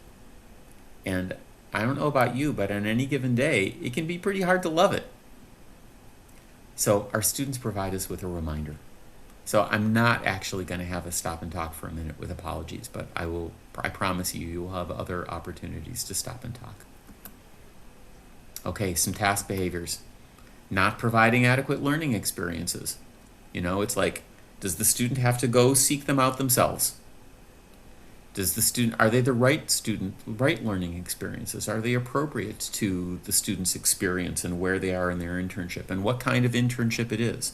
I will tell you that if you have a specialization level intern this year and they come in and they're doing stuff that feels like it is less sophisticated than what they were doing in their foundation internship, even if you know that it's like, it's okay, a month from now, it's going to be very different, at least tell them, I know that what it feels pretty elementary right now, but this is how I want you to kind of get an understanding of the agency. I promise you a month from now, this is going to look very different. Or just not giving them enough to do and not providing them with instruction. It's like, I kind of gave you an illustration of the downside of this before. They need to actually be given instruction about how to do something, especially if there is, in your practice, a specific way that it needs to be done. And that learning and those opportunities and that instruction needs to be paced appropriately. Because what we don't want is for our students to fail. And we want to give them experiences that help them build their confidence. And then disorganization. And again, we all have our styles. If you've worked with me for a while, that that or organization is not my strongest thing. It has been a learning edge for me for the 32 years of my career. But being, when a student perceives us as being unprepared for them, constant changes of schedule, constant changing of mind, not having a schedule for yourself or for them, it sends them a message. So we are going to delve further into all of this today and over the course of the year in field instructor training, in consultation, in our conversation with you. I'm wondering if anybody has any comments or thoughts based on what I've just talked about that you would like to throw into the chat, or questions that you'd like to raise to all of us right now, real briefly.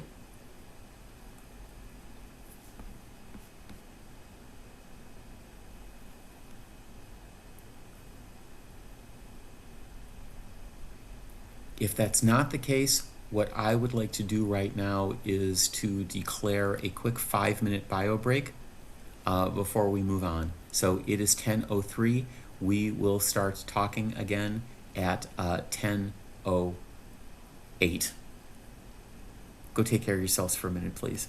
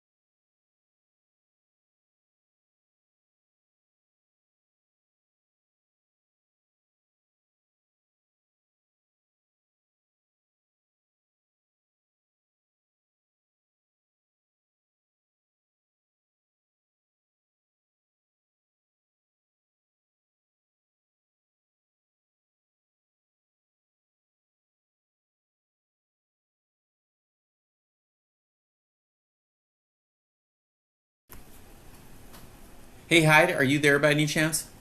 Pam? We have two choices as to how to proceed here, and I would like to know which one you would like more as you turn to presenting. I can continue sharing my screen, and you can give me cues about forwarding slides, or I can stop sharing, and you can share your screen and continue that way. Then it just means when we change presentation assignments, we need to do that back and forth.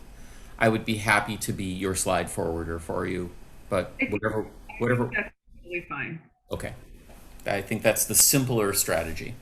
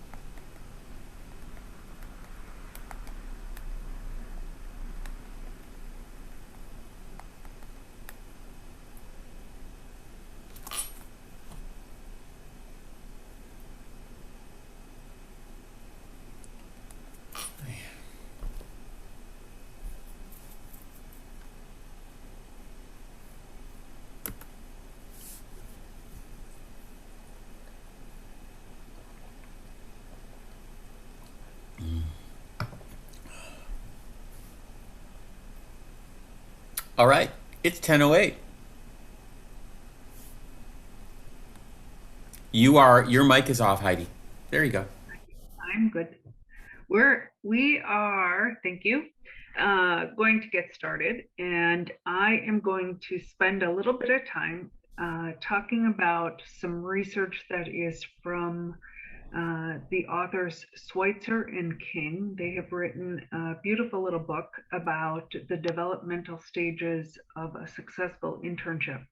And so the information is there and available to you in your handouts as to what that developmental stage process looks like. But we are going to walk through the 5 steps very briefly and talk about the first couple right now.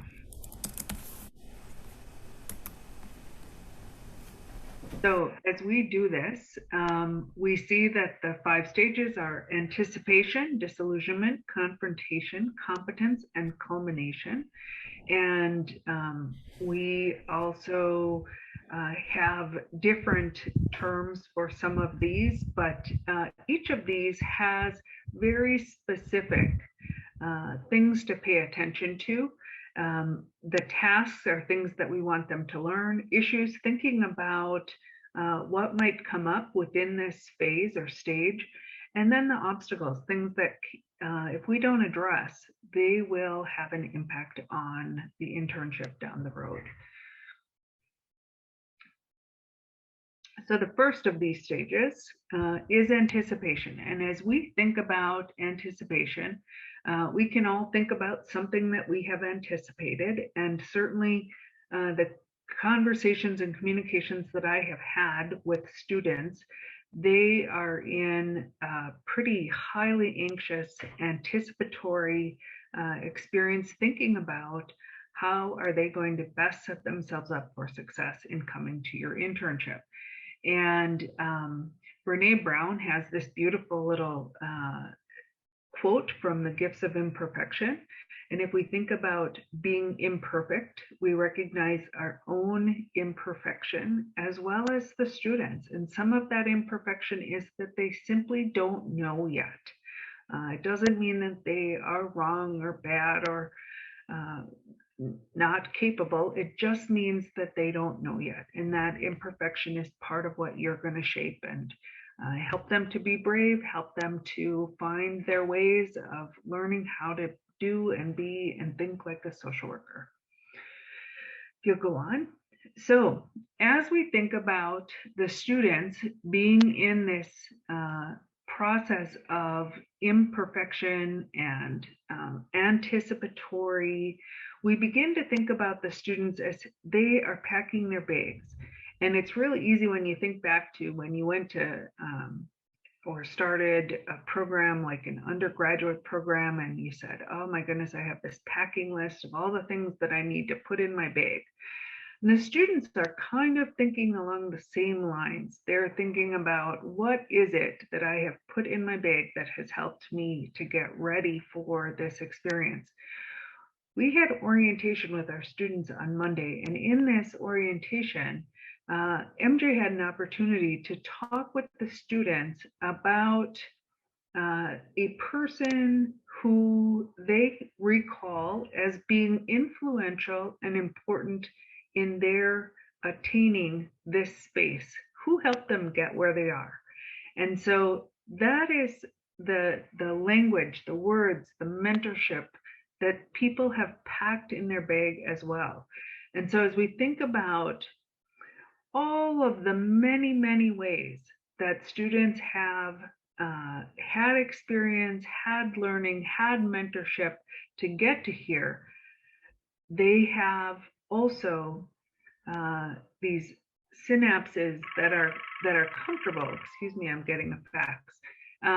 These synapses that are comfortable, and they may be connected right, and they may not be connected right. And it's just really hard to say if those connections are exactly the way that you want them to be, or you want to reshape them. So as we think about it, we've got this bag of tools. Some of the tools are going to be used and some of the tools will not. Yeah, exactly. usually what only comes through on the fax is like, congratulations, we want to offer you life insurance. All right, but it's still there. So here is a little bit more about helping us to think about what have they gathered. They have gathered beliefs and values and privileges. They have gathered judgments, biases, expectations. They have gathered behavioral patterns, emotional responses. They have boundaries and consequences. They think that things are the way that they know them to be. So as we think about them having this big bag of stuff, they're going to bring it to you and they're going to say, what do I use? This is what I know. If they don't have the right tools, you have to help them to learn them. And MJ did a great job about talking about sometimes you have to teach them because they don't know how to do it. This summer, I had a group of students who were asked to interact with some kiddos, and they said over and over, "I don't know how to do that." And the field instructor was like, "What do you mean you don't know how to do that? Just go play with those kids." And they're like, "Play? Is that therapeutic?" And they were terrified, thinking about, I have to go talk to this little person and I don't know what to say and I don't know how to get them to talk to me.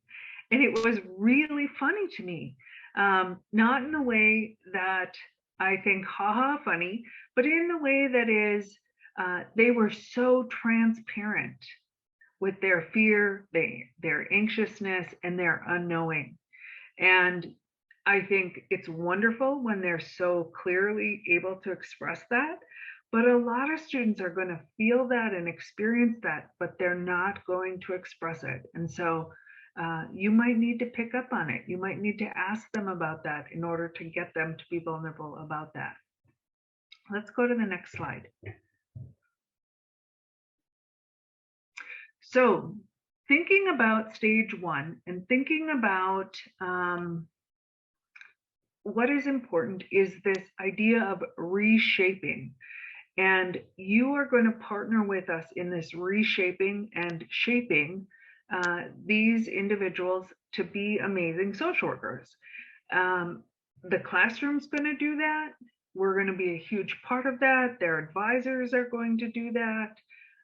Their clients, but your role is critically important. And so as you think about this, we also want you to hold yourself accountable and to be aware that there's a parallel process here, and that not only are they learning and shaping, but so are we. And so a lot of times students will come and say, Heidi, your language is not up to date, and you need to pay attention to this is the new term, or this is the new style, or this is the new something, and that this matters in how we might interact with others.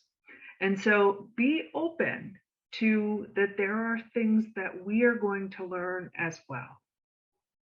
And we need to be accountable to that.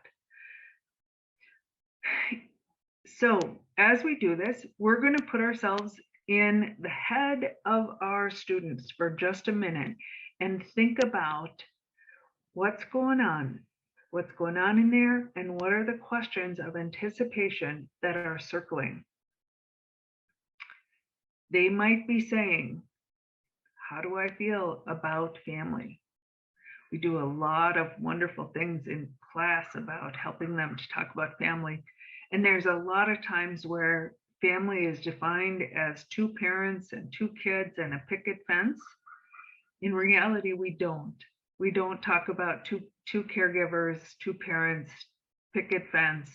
We expand that and we challenge ourselves to be inclusive of what does a family look like. They might be thinking about other things, such as what about immigration reform? What about situations where receiving or participating in a social welfare system might be impactful? whatever the areas of interest or topic or intervention, success, helpfulness within your organization, however you have defined that, the students have some ideas. They might have some biases. They might have some opinions about what do these things mean. And again, thinking about helping them to think about them from another context, expand their perceptions. But you have to know where they're starting from. And so you have to ask the questions. Other anticipation elements include, what do they think about healthcare? How do they define justice after maltreatment? Right now, justice is a really important thing. You'll hear a lot of our students talking about abolition. You'll hear a lot of students talking about reform. They are ready to participate in these areas, and they're very curious how their internship is going to help them to define opportunities for this. Other areas of anticipation include conflict, right? What happens if I get into conflict with my supervisor? What happens if I get in conflict with someone else? How am I going to resolve that? What are they going to think about me if I speak up and I say something that they don't like? Should I not say anything? Should I say something? So as we think about these things, everything is going on. They're like a small child without their Ritalin. Their brains are running rapidly. And as we think about the lenses that they bring, the information that they have in their toolbox, unless you expand their toolbox, they're only going to hit it with a hammer because that's all they know. So, huge important responsibility in this. We think about phase one sort of like a garden, right? It's weeding out what's good and what is not helpful. And so we're thinking in phase one about what are they wondering about? What are they asking? Well, what if? And we're also saying at the same time that again, there's this parallel process that you're probably saying the same thing. You're probably saying, I wonder if I'm going to like my student. I wonder if they're going to be a pain in my ass. I wonder if they're going to contribute to our organization. I wonder if they're going to be wise, right? What if somebody gets COVID? What if,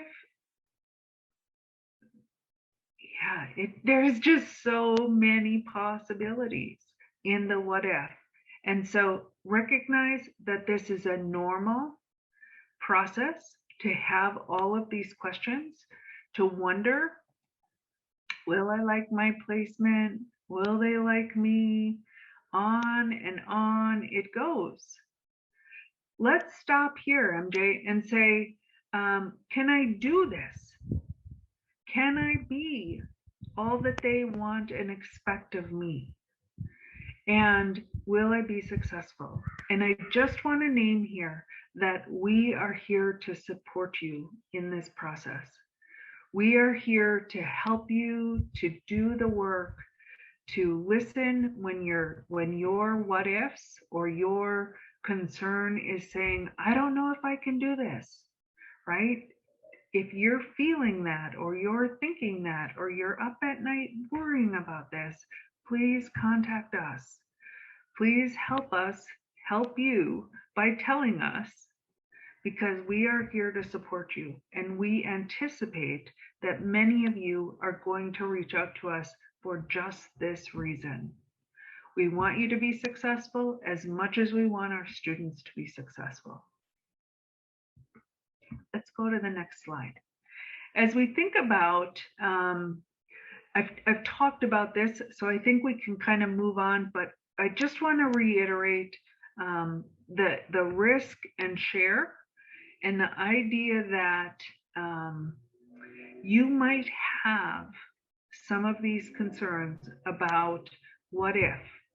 How do I bring those up? Will the field team judge me because I'm being vulnerable or because I'm asking for help? And MJ, if you would for a minute, let's give them 5 minutes in a breakout room. And what I'd like you to do in this breakout room is to think about, on this slide, it says, what kind of assumptions might you have? How are you going to prepare for some of the key developmental relationships that your students are going to need from you and that you're going to need? What are your concerns? And what kind of goals or objectives might you have? And MJ, I wonder if we might give them more than 5 minutes, maybe 10, to spend some time in this. What are you wondering about, and what have you already thought about? What kind of action have you taken? And I would just like to say, I think that this is a good cumulative place for a larger conversation, because I think all of this begs some of the big questions that we've already talked about. And we already passed up one opportunity for conversation. So dig in and have a few minutes of conversation. And then I would like to also to encourage another quick bio break on the other side of this. So how about if we say take up to 10 minutes of conversation and then take another 5 minutes to go take care of yourself, and we'll start talking again in 15 minutes. How's that sound? Great. Okay, see you guys in a while. And again, if interesting things come up in your room, bring them back to us in the chat or interrupt us, because otherwise, as you can see, we will keep talking.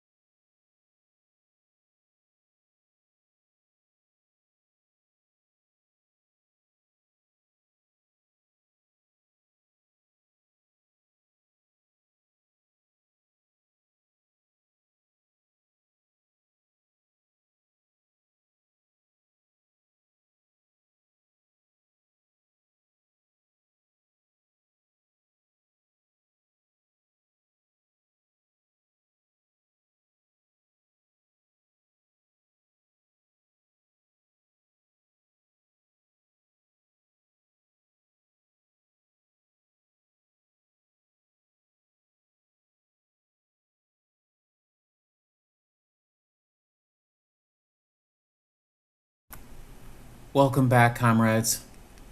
I hope that you had some opportunity for good conversation and also had an opportunity to take a break. I'm wondering if anything came up in your small groups that either posed a question that you'd like to bring back to us, or that you just felt was interesting or relevant enough that you'd like to share it back in the space with all 43 of us. And feel free to do so in the chat, or feel free to turn on your microphone and make a comment or ask a question.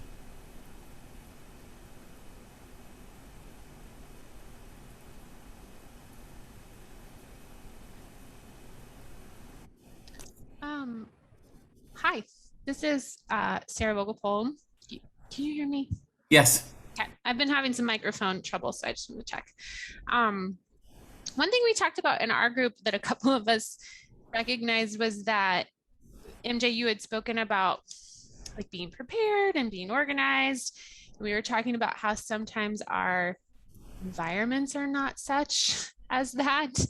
And the two of us that were a little concerned about that are school-based, and there's just a lot of changes and a lot of uncertainties this year and things that we didn't know when we hired our interns.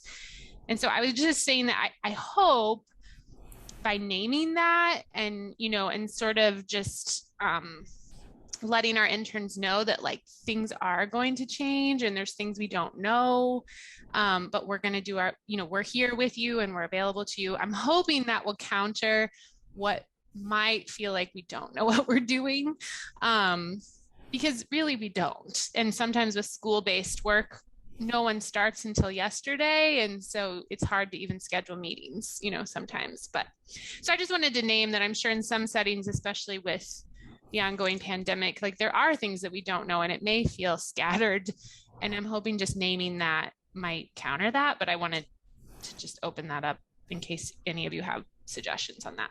I'm really grateful to you for naming that. I mean, and I say that as a person who works at a school, where all of those things are in play. And I do think that, like, naming it, and please know that everything that we're saying to you about extending grace and patience and empathy, we are also saying to our students.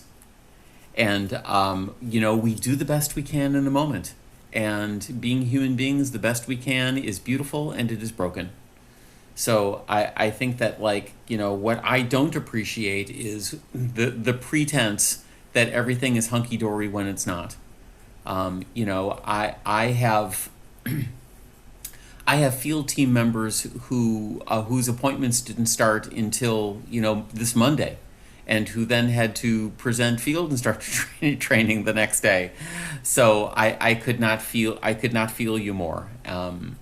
So I appreciate your bringing that into the room, because I think that we need to present all these messages about orientation, and I think that you can see we're about to talk about orientation, so some of those are going to be reinforced, and all of that should always be tempered with the messages that we're giving you that are empathetic and understanding and full of grace, and that hopefully begin and end with gratitude to you for taking on MSW student when there's probably some ways in which you are turning off your screen and holding your head in your hands and thinking, why did I say yes?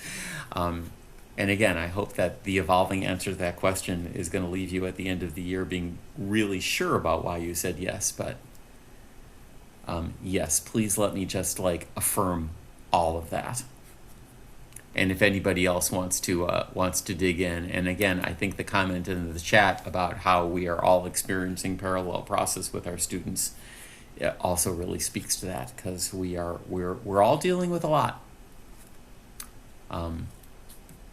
So Sarah, yeah. Sarah, I just want to echo my appreciation of the unknown.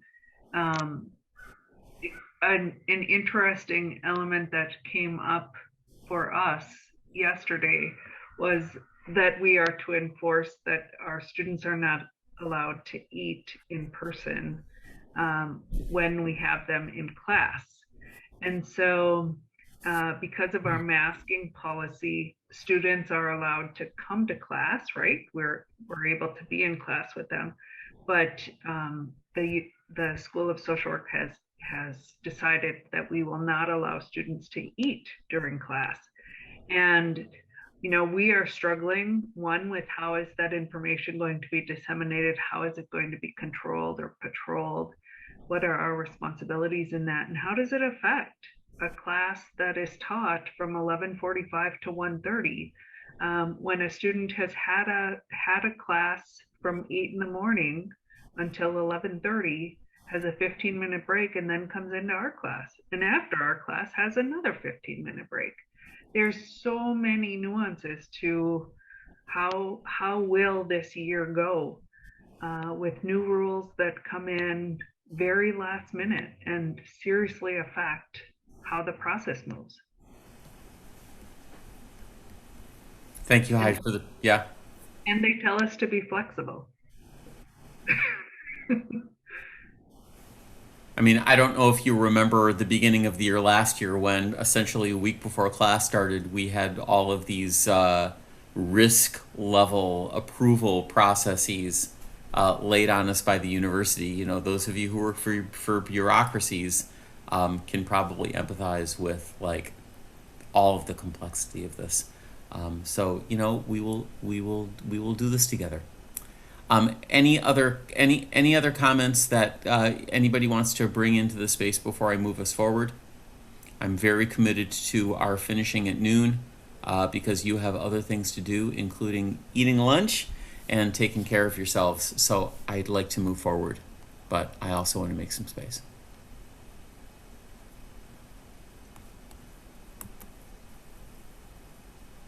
We have a comment in the chat from Julie.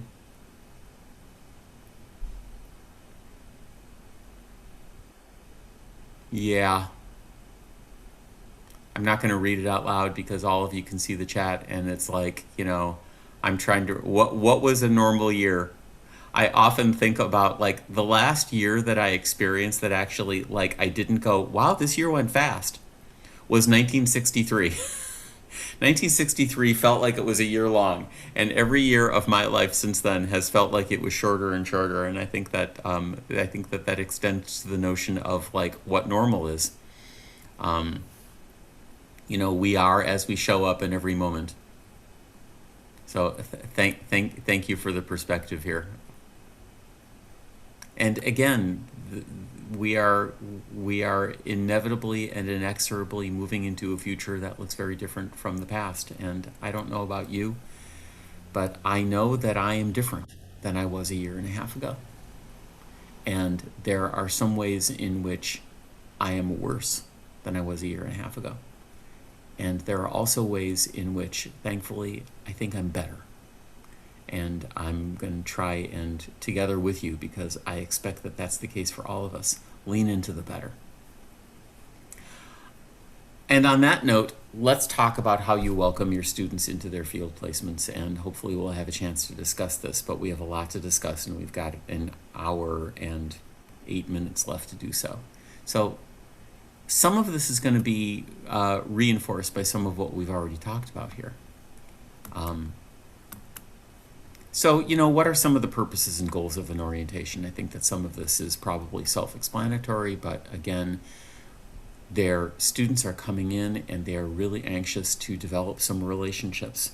They want to feel like they are connected with you, and what they are holding that makes them have fear or excitement about knowing you is differential based on who they are.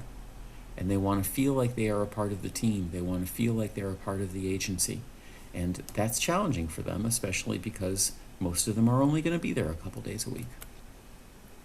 They want to feel like they are getting familiar with how the agency works and how things function there.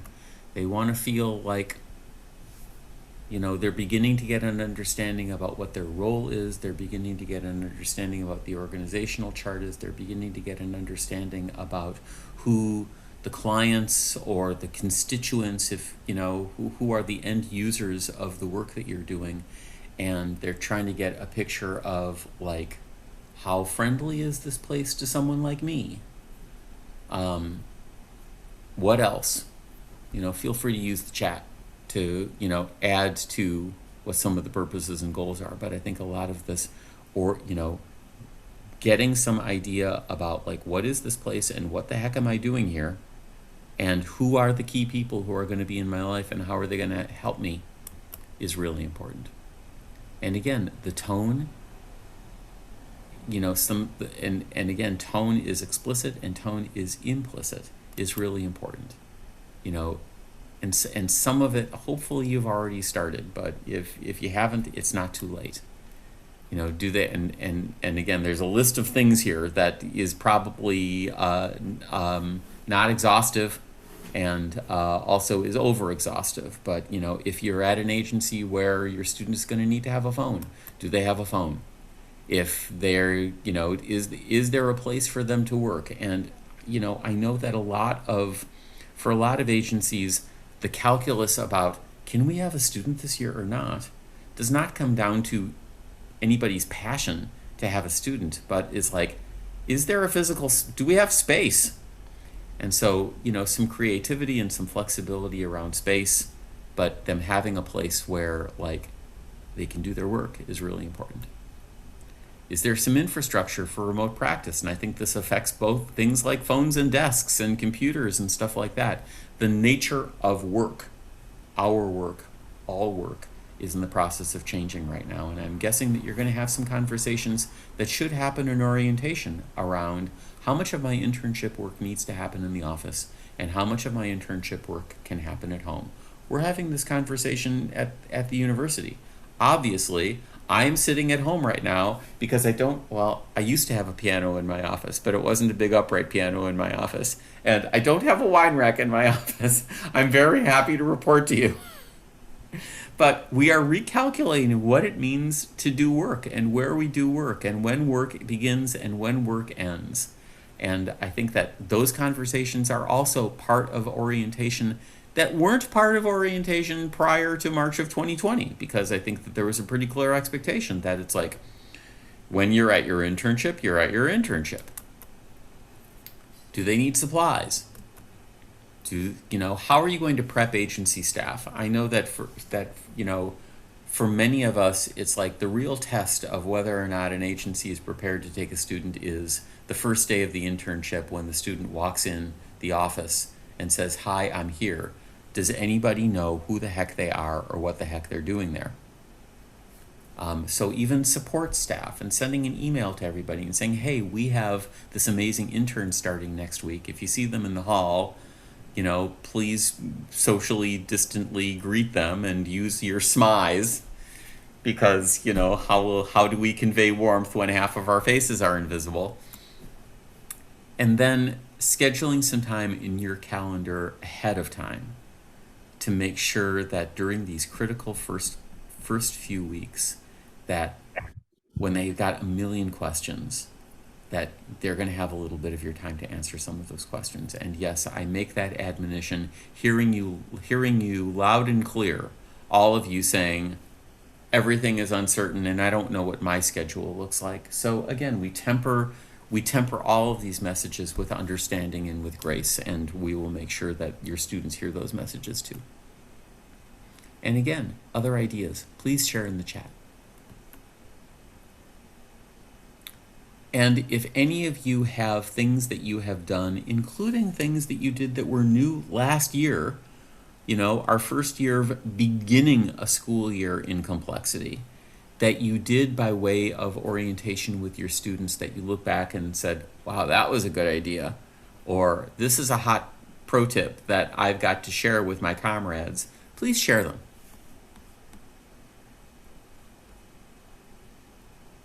And you can do that in the chat, or you can, all the gods and goddesses, please interrupt me. So again, let's think about these first few days and think about when the student arrives. What is their first day going to look like? I told you the story of my first internship where I walked in and everything was like super programmed for me that first day and those first weeks, and that was a gift. At the same time, in the middle of that first day, there was a lunch break, And I like, what do people do when they have lunch? Do I just, should I just like go walk around the neighborhood and see if I can find some place to eat? I think that there was like an Arby's across the street, and I'm not a fast food person, but I just didn't know what to do with myself. It's like, think about, even to give some guidance, like what can you do with yourself during some break time, especially in an environment where it's like the break room might not be a thing right now. How are they going to meet people? How are they going to get a tour? The other story that I have to tell about my own internship experiences is in my second one, in which basically I was shown to, well, it was kind of an office space, although not one that one could ever meet with a client in. It was kind of a storage room with a lot of journals, and I was said, here's your space, and then I was basically left alone for a week. And I did a little bit of studying, and I took an occasional nap, and there were some old journal issues in the storage room, and I thought, well, maybe I'll read some things. But I was like, it was kind of the opposite of that great orientation that I got in my first internship, and I had to actually reach back out to my field instructor and say, I don't know what I'm supposed to do with myself in this little storage room that you've put me in. It was also the case that also speaks to this, that I then went to my first staff meeting, and I sat in the staff meeting, and there was all kinds of conversation in the staff meeting, and the staff meeting ended. And at no point in that staff meeting was I ever introduced. And so there were all these clinicians, it was a mental health clinic, there were all these clinicians who I had been in a staff meeting with, and all of them had to have been wondering, who the hell is this person? And when I went back to my field instructor and said, you didn't introduce me, what she said was, and this was a field instructor that I ended up having a great relationship with, but I'm thankful that I was assertive enough to ask the question. Not everybody's going to be. She said, why don't you just go around and knock on people's doors and introduce yourself? And I was like, this is a mental health clinic. If people's doors are closed, they're probably in session. And second of all, that's not how I'm wired. I am a shy introvert. I know you may be saying, what? Because I'm very comfortable in front of an audience. But I'm a shy introvert, and I'm not a person who was ever going to take it upon myself to sort of walk around and say, hi, here's who I am. I needed some help with that. So again, it's part of that tuning in, but it's also part of how we take care of folks. Is there a staff orientation? It is really valuable to have your students go through the staff or the volunteer orientation, even if some of the material in that orientation isn't applicable to them. Does new staff orientation involve learning about how benefits work? Well, your students might not be getting those benefits, but they need to understand how benefits work, because they're going to graduate and they're going to go to an agency, and it would be really helpful for them to have gone through that conversation. They need to know what the policies and procedures of the agency are. If you have a handbook, that's really great. If there's videos to watch, that's really great. But some of these things are like procedures that we would prefer that they not learn about them by 3 weeks from now, them making a big mistake and doing something terribly wrong, and then getting called on the carpet for, it's like, why didn't you follow procedure here? Well, it would have helped if you had let us know what the procedure was. And I see that there's more great, helpful suggestions being offered in the chat, and that some of them are coming from you, Julie Belfo. Thank you for your existence. Again, are there internal systems, documentation systems, progress note-keeping systems, internal websites that they need to have access to in order to begin their work? I know that sometimes there are HR and administrative processes that take a while to work through in order to give students access to the systems that they need to use in order to engage their practice. It would be really helpful if they had access to those systems before they had to engage practice. And again, thinking about safety and agency procedures. This is explicitly the case if students are going to be doing outreach-based work. We have some material in the field manual about safety in field, but depending on how you practice and where you're practiced, are you practicing in a place where people do holds? We honestly do not want our students to do holds, but that doesn't mean that they wouldn't be benefited by going through the training if there's training about how to do holds. And again, if any review that you have of orientation materials that you can give them, and give them some time to read it. And even if you have like articles about the theoretical framework that you work out of, or the theoretical framework that your agency works out of, it is okay for you to give them things to read. Please give them time to read those things, because I can promise you that your students are being given a lot of things to read by us. And then there is the initial field contract, which we will take a little look at a little later on. And the initial field contract is in of itself the biggest part of it is an orientation checklist. And if you actually have conversations with your student about everything that's on that orientation checklist, you will have given them a good orientation. So please pay attention to that. Larry Schulman, who is, kind of the dean of scholars, if you will, on field instruction and supervision in general, kind of divides, differently from the 5-stage process that we're talking about. He talks about 3 stages in an internship. And in the beginning stage, again, and some of this kind of is nicely in sync or maybe even redundant with what Schweitzer and King tells us, that this beginning stage is marked by everybody's anxiety, and you get to have your own. It's about negotiating boundaries, and again, all of that speaks to a lot of what we've talked about already, including what we talked about in the section about anti-racist field instruction, around how we wield and exercise authority, which again has connections with a lot of other things that we've talked about, and finding sources of support. Sources of support for your student, and you can be one of them, but in an ideal situation, students have supportive relationships with many different staff people, and it's not only on you. And you also deserve your own support. And I want to remind you that hopefully your first line of support is us. Every internship has a field coordinator connected with it, and that field coordinator is responsible to your student, and your field coordinator is also responsible to you. And I think that in general, we do a really good job, and certainly work to do a really good job of holding the complexity of that dual relationship in a way that allows us to have everybody feel like they are supported. So there are some key skills here. And again, I think that some of this resonates with everything that we've talked about up until this point.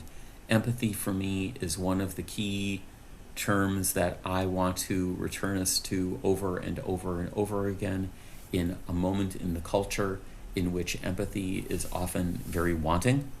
I want us to lead all the harder into it. And being alert to and responding to communication from the student, including indirect communication with the student. And we're going to talk a little bit about this more later on when we talk about the second of those 5 stages, which is the disillusionment stage, which is when a lot of that indirect communication is going to become clear to us. And again, it's about clarifying what the expectations are, including some concrete expectations about like what hours are and what a student gets to do during vacation time, and all of those expectations. There is a place that we will show you on the initial field contract to kind of record some of those initial conversations, and it's important that those get recorded so that if there's disagreement about what you guys discussed back in the beginning of September, like, is the student going to be putting in any hours over winter break? It's like, it's nice to have that stuff recorded on a document that you've all signed and agreed to. And then kind of that, negotiation of how you're going to meet, about what the practice is going to look like, what the pacing is going to look like, what the issues are, what the triggers are. And this is the beginning of planting that ground that hopefully does that hard work that we talked about before, about building the trust for people so that people can be authentic, and people can be forthright, and people can be honest about what they need. And we also really invite you in this first phase to be be explicit in how you try and link what a student is doing in their field placement with what they're doing in their classrooms. We invite you, we actually urge you, it's actually on the initial field contract to give you a cue to ask your students to share their syllabi with you. Not so that you can memorize them and be able to, be an additional instructor for them in that coursework, but that you have some idea about what it is that they're actually learning. And then likewise, discussing difference. And we've talked about this a lot already. But I would like to take an opportunity here very quickly, and I'd like to use the large group for this to give you an additional opportunity for you to kind of share some ideas about, how those of you who are experienced with this, please bring your experiences and your tools and your ideas about, how we can manage this first critical 2, 3, 4 weeks of the internship in ways that kind of address some of the issues that we've talked about and some of the big agendas. Anybody have anything to share?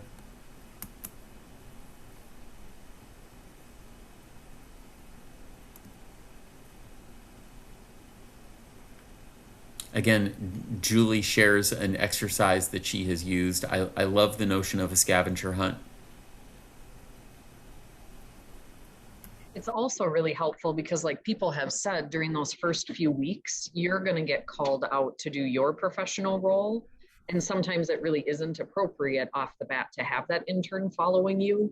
And so it's something that sort of goes on almost, if you will, like their assignment checklist of during those downtimes. They just know that it's something that they can, take care of and fill that space. That's really great.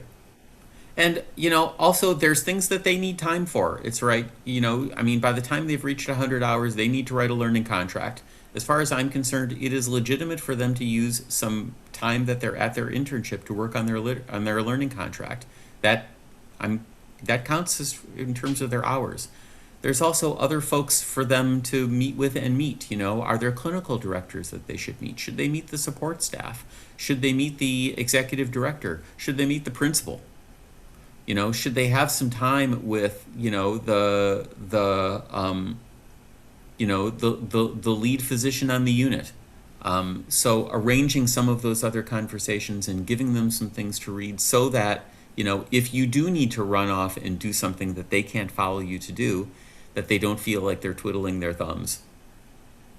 I will tell you that I also tell students who come into seminar, in weeks 1 and 2 and saying, I was not very busy this week and I'm really worried about this internship. Again, we'll talk about this more when we talk about disillusionment, but I will also ground them and say it's okay. And, in February, you will wish that you had some of this time back. You will be busy.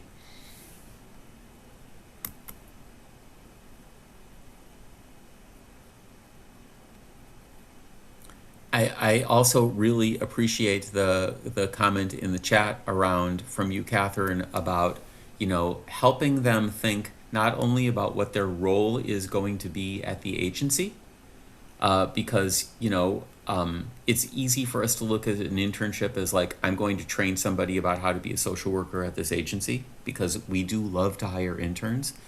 But also, how are we going to fit the work that they're doing into this agency into their larger goals as a social worker? So thank you, Catherine. That's really helpful. Okay, I'm going to move on very quickly. There are some expectations that we have. There's some documentation that Rosetta has sent you and that we really want you to do. We want you to make some supervision time during the orientation period, and we know that that's going to look different for some of you.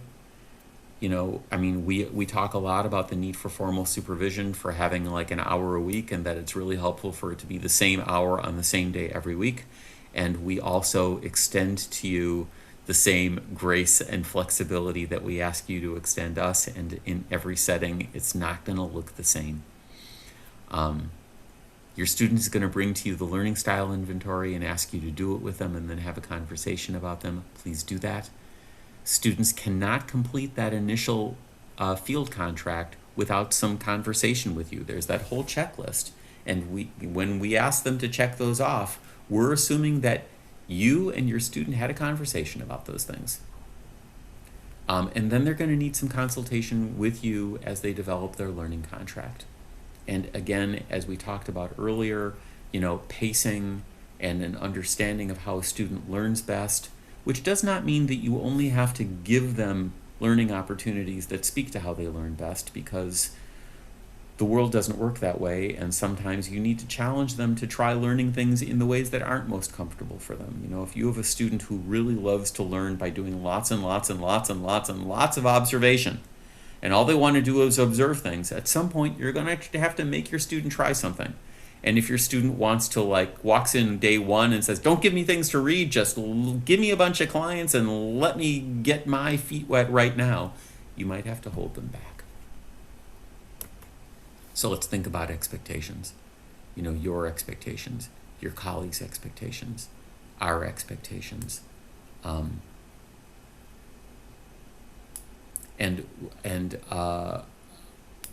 am thinking at the moment that, with apologies, I'm not going to have us do breakout groups right now, because we still have a lot to get through, and we are committed to getting you through at 1:11. At 1:11. It's 11:11 right now. We're committed to getting you through by noon. So what I am going to do is hand the reins right now back over to Heidi Pressline, who's going to move us into our next agenda item. Awesome. The next area that we are going to talk about is, what are the documents that the students need to complete and you need to complete in order for the student to move successfully through the internship. There is not excessive change in the documents from last year. There is some feedback that we have taken from you and implemented into these documents, but there is not excessive change in their structure. So as we move forward, we want to make sure, first and foremost, that you understand who we are talking about when we name different roles. The first of which is the field instructor, and that is the person at the organization who has an MSW, a license, and we don't care what level of licensure that is, and that they have 2 years of work experience past their MSW. That person is eligible to be a field instructor. The task supervisor is someone else, could be same credential, but it's basically someone else who may or may not have an MSW, but is the person who's kind of doing day-to-day supervision. And so I know Marie Capra is on this line, and Marie does not have an MSW, and so she plays the role of task supervisor, and someone else within their organization does the role of field instructor.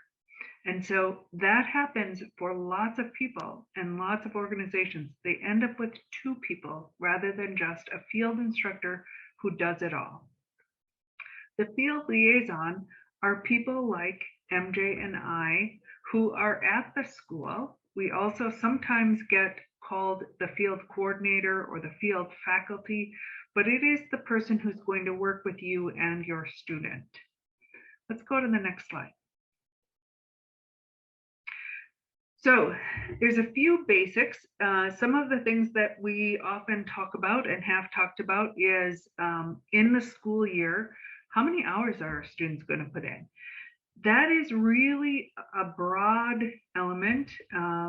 It might be that they're putting in 14 hours. It might be that they're putting in 18 to 20 hours. Ideally, you have already negotiated that with your student. Ideally, you know that if you're taking a foundation student, they only need to do 420 hours as their minimum. and the concentration/specialization placements are expected to do 600.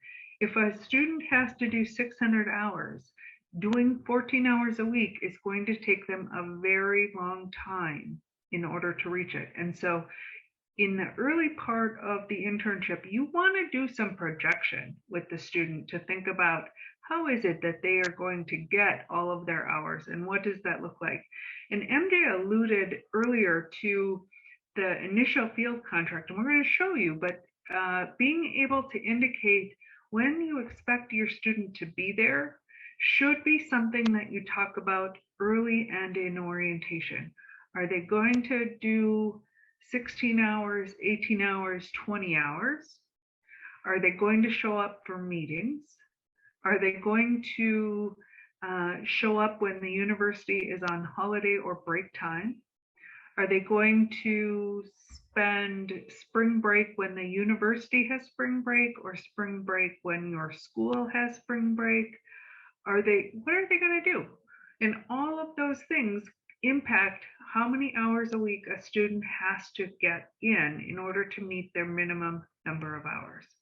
So lots of possibilities with this, but again, right now, we are not planning or expecting that we are going to change our minimum number of hours from 420 for foundation students, 600 hours for concentration students. Last year, we shifted a little bit. We got lots of feedback, some positive, some negative about how that shift happened. Right now, we do not intend to do any shifting, and we are hopeful that we're going to be able to accomplish that. We'll keep you posted. So, when are they due and where are they? Well, they're all on IPT. Every form that you do with us will be on IPT. And I will say, with the exception of one that will come at the very, very end of the internship. It's a survey that gets sent to you by mail. But all of the forms that have to do with the student and their day-to-day internship will come to you through IPT. And at this time, if you do not have IPT coverage, please put a note in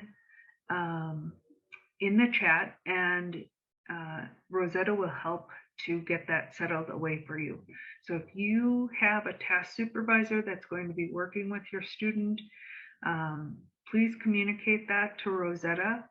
If you have an offsite supervisor, that would also be beneficial. Yeah, correct. All right, let's go. This is a timeline, and this slide really is beneficial for the context of helping you to think about what are the things that have to happen. So the initial field contract, and maybe you can't read this, I realize it's pretty small, but the initial field contract is due when a student has reached 40 hours at their internship. That's going to be the first form that we talk about. And let's just go right there, MJ, and flip to the next page. Because that chart is really hard to read, I don't want to spend a whole lot of time. We're going to break each of these down. The initial field contract is due when a student has 40 hours in field. And believe me, this comes really, really fast. And so as part of your orientation, your first day, second day with the student, ask the student to pull this up. You can pull it up yourself on your IPT view and see this. You can see the checklist at the bottom of this form. It asks a lot of questions and will guide you. So here's what this form looks like. The top part is all demographic information or data information that the student needs to enter, asking them for things. One of the last questions on this is, what are the directions to your organization? Depending upon who the field instructor is and what kind of COVID protocols we have, our liaison visit with you might be online. We might not be coming to your agency site, but the student is asked to put information there, such as, You know, if we arrive at your address, which door do we go into and where do we park? And, you know, we should go up to the 5th floor and press a button so that we can get in. Any of those kind of details are important. It's a good reminder that those also are things that your students should know before they come. You should help them to think about where are they going to park, what do they need to do when they get to the school in order to find you? Are you going to meet them at the door, or do they talk to a secretary or someone else? The initial field contract also has a space where the student is going to have to describe what it is that they're going to be doing at the internship. And we realize, again, in the first 40 hours, they might not know that, and you might not know that. But in general, what kind of activities might they be engaged in? Is there a job description at your agency that they might be following that you've written up as an intern? And also in here is, what is supervision going to look like? And so it helps to begin to set the parameters, set the boundaries around who's going to provide the supervision. When do you expect the student to show up for supervision? Is it individual supervision, group supervision? Can there be a combination? That kind of thing. The next slide begins to talk about this whole big checklist. And even if something feels not necessarily big or important, like the sexual harassment policies, it's really important that those are available to the students so that they know how to read through that, to know that your organization has in fact addressed that, and that if there was a need for them to report something, they would know where to go.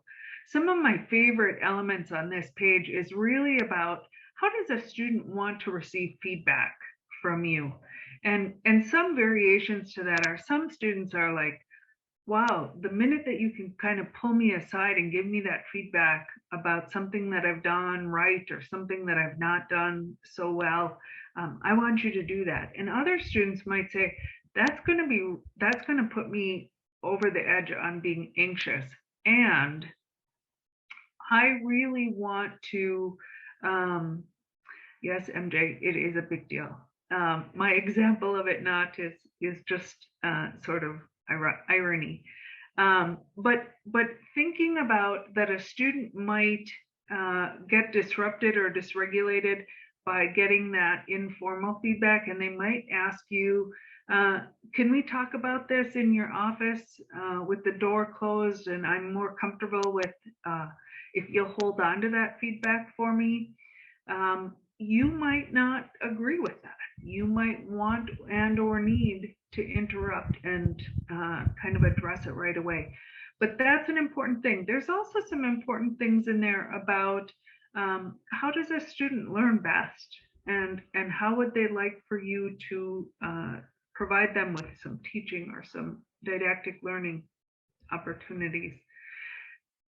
As MJ said, if you go through this checklist in orientation with your student, you will do a fabulous intern orientation experience. It is a great way to set the student up for success. Below this checklist, there's a box. And I think there it is. It's on this slide. And in this box, this is where any informal conversation that you have had with the student about how many hours a week, what they're going to do when their sister gets married in April, anything about holidays, anything about break time, have the conversations, put it in here. God forbid anybody leaves the organization who's in a supervisory relationship and a new person comes in. The student will say, I made an agreement with the last supervisor that I would be off. And you're saying, as the new incoming supervisor, that's not really going to work for us. You can renegotiate it, but please know that if the student has already asked for that time off, we hope that you will respect that. Can I just interrupt to say that, like, I really love our checklist, and I know that our checklist is not exhaustive, and I know that our checklist is not site specific. So I know that some of you, those of you who've been doing this for a while, who know how to be well prepared for students. I mean, for instance, thinking about about Julie's scavenger hunt, that's a form of a checklist that you can develop yourself in addition to what we're asking you to do, that can really also be an aid to making sure that students know what they have to do during those first few weeks, and that you can see that they're establishing some of those key relationships and doing some of those key things that you want them to do to be ready to get going. Cynthia, you've asked a really good question. Thank you, Heidi. I was just going to say that. Thanks. Go for it, Rosetta. No, you go ahead. Go ahead. The idea that the checklist available as a handout may be something that we could create, but it certainly is something that you can pull up on IPT.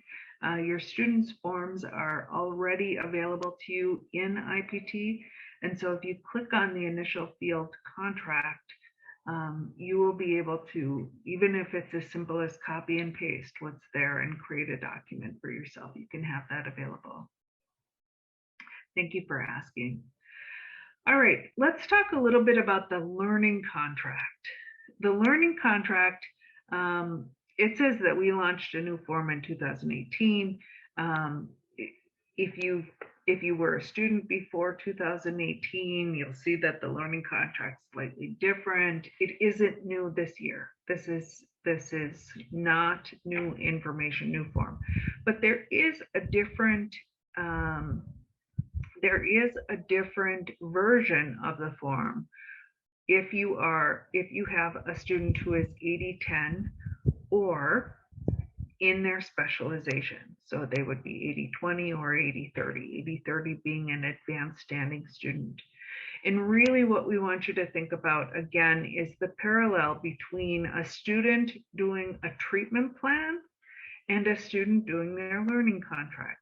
And that not only is in the writing, but it also is in the utilization. And so it's very appropriate for you in supervision to review the learning contract with the student in the same way that if you were reviewing goals in a learning, in a treatment plan or in a therapeutic setting, that you might teach them that let's go back and look at your learning contract and see if these goals still reflect what we're working on. And if we start working on something new, maybe we need to add another goal.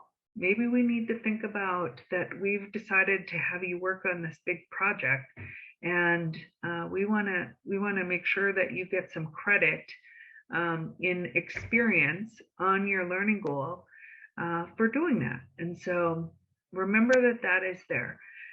One of the things that is brand new for the year 2021 is that every student needs to have a particular goal on ethics and resolving ethical dilemmas. This is new, and we are going to help you and help our students to ensure that they have a good verbiage for that goal. Let's go on. So one of the ways that we measure progress is through the element of competence. And competence, according to the Council on Social Work Education, is the ability to integrate and apply their knowledge, their values, their skills to their practice and practice situations in a purposeful, intentional, and professional manner to promote human and community well-being. That's a lot of language, but it really comes back to how are we going to apply social work knowledge, value, and skill. And now there is, I think on the next slide, there is one more area which had been added, which has to do with affective and cognitive processing. And initially, we were all like, wow, that's really beyond the knowledge, skills, and values. And really, as we think about what is the affective and cognitive processes and how are we going to measure that? It's really in not in the content, but in the process. And if you're not doing supervision with your student and you're not paying attention to what they're saying, their thinking, their reactions, their judgments, you're going to have a hard time doing this affective competence measurement. So let's go to the next slide. This one really is the definition. Affective and cognitive processes include the social worker's critical thinking, their affective reactions, and their ability to exercise judgment in regards to a unique practice situation. We say that's about building their wisdom. That's about building their internal social work role. It is really about their ability to effectively answer the questions on the LGSW exam. That is, how do you think like a social worker? This is a part about affective and cognitive processing. One of the ways that you can help your student to build this muscle, build this skill, is by utilizing this model for critical thinking. It will help slow the student down through the process of reviewing something that has happened and helping them to think about all of the elements that influenced what happened, the choices that were made, alternatives to that situation, and possibilities of outcome that could happen if they faced this situation again. This handout is available, and we know that this is really small. We know that you can print this as a tool that you will have. Our students will also have this very important tool and learn how to use it. So going back to competence, I want to say here that a few years ago, when we switched into what was called the 2015 competence, the EPOS of 2015 from the Council of Social Work Education, we moved into this new scale. And what was lovely about this process was that prior to that, we were expected to teach to standards. So we had these things that we had to say. We had to show our accrediting body where we taught the material. And as long as we taught the material in the classes, we had checked the boxes. But what was missing in that process was that it was the acknowledgement that the students needed to build competence in the learning. And so everything now has been shifted into this competence scale and reviewing that a certain percentage of our students must get to that level of competence. And so we use this particular scale, and some of you on the field advisory committee helped us to develop this particular scale as we use it now.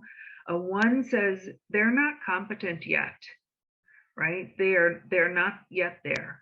And that's a great place to be at the start. You want them not yet to be competent. The second is to say that they're approaching competence. They're working towards it. You're actively able to visualize that there is progress happening. A third is that they've reached a point of competence. They're doing the work as you would expect them to do. And fourth is a level of advanced competence. And in this, we like to caution, because a lot of our students want to be advanced as fast as they can. They see that they need to get to that 4, and they're critical of themselves if they're not at a 4 by December. If you're viewing that they're at a 4 by December, that goal would be accomplished, and you should write a new goal, right?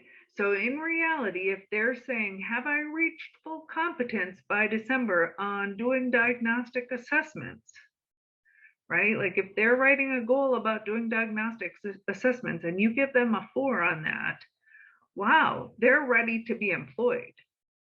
And especially in assessments, and we all know that that's pretty hard to be competent even at the time of graduation. Students are still learning how to use the tools. MJ's written that she would like to be at a 4 someday, but you know, I'll just leave it at that. MJ is a 4 in so many things. So remember that you're still teaching during the evaluation process, and it might create a space for you to have good conversation with the students of, if you gave them a 2, what would it take to get to a 3? What would you want for them? What areas do you see them still needing to pay attention to, or to build skill, or to build that knowledge, or to talk with you about what are they thinking in the process? Ask the why questions. It also is that if they come in and they rate themselves excessively high in their mid-evaluation or at their final evaluation, and you don't view them at the same level that they do, have a conversation. Make sure that they understand why you're giving them the scaled rating that you are. Any questions about competence rating? Is there like some sort of tool where, or examples of what a 1 would look like, a 2 would look like, or a 3 or 4? There is. Go ahead, MJ. And excuse me for talking over you on this one. So there is linked to the IPT, linked to this document on IPT, there is a much longer document that kind of digs into what competence at these different levels looks like at different phases of the internship. You know, some of it is going to be practice specific, but we have given you a lot more by way of tools to kind of think about how to actually operationalize your use of this scale. So we invite you to look for the link to that on IPT. We'll make it available to you in a way that's as easy for you to find as possible. And then, you know, once you've looked at that, and when it comes time to start evaluating your student at mid-placement and at the end of the placement, if you have any questions about, like, I'm not sure if they're at a 1 or a 2 or a 3 or a 4. You know where to find us, and we would love to have that conversation and help you kind of navigate the numerical scoring. How's that sound? So the answer is yes, and yes. Plenty of resources in lots of different places. Okay? Thank you. Okay, thank you. One of the elements that we want to bring forward from the change from standards of teaching to competence of learning is that we still find Bloom's taxonomy as a very important tool. And so this is a handout in your packet. Historically, the absence of knowledge was a 0. The absence of being able to know where to find information or where to look for information, having no knowledge was that 0. Having some comprehension, kind of thinking about, well, I think they understand it and they can explain it to me, fell into the category of comprehension. And then they went to application, which was that they could use the information adequately, accurately, effectively. And then anything above application became that higher advanced competence. You can still incorporate this tool into your practice, but it also is great for helping students to behavioralize their goals, their learning goals, by thinking about what we're aiming for in their learning goals is application. We don't want them to just get to the point of having knowledge of how something happens. We really want them to get to the place of being able to show you, to demonstrate for you the use of the knowledge, of the comprehension, and what that application looks like. Let's go to the next. So here we go. Process again of comparing a treatment plan to the learning contract. We're going to start with an assessment. You're going to look at what are their skills right now at the beginning. You're going to set some goals. You're going to identify some strategies in order to reach that goal. And then there's going to be an evaluation. The goals and the strategies, or the goals and the objectives, I like to talk to the student as saying, if you imagine where you want to be able to demonstrate that application, what are you going to have to do in order to get there? Things like observing others, learning the information, gaining the knowledge about how it works. All of those things become strategies for the particular goal. They might also need to be observed, right? There might be some flip of, it's not just about observing them, but it is about, or not just about them observing you or your colleagues doing something, but they're going to need to be observed in their action of implementation. They're going to need some feedback from you. They're going to need to think about documentation and the process of, how do I write about what I did? How do I go through that? Do I meet the standards of expectation around that? Again, all of those are strategies. They are steps in the process. Let's go to the next slide. There are 9 competencies.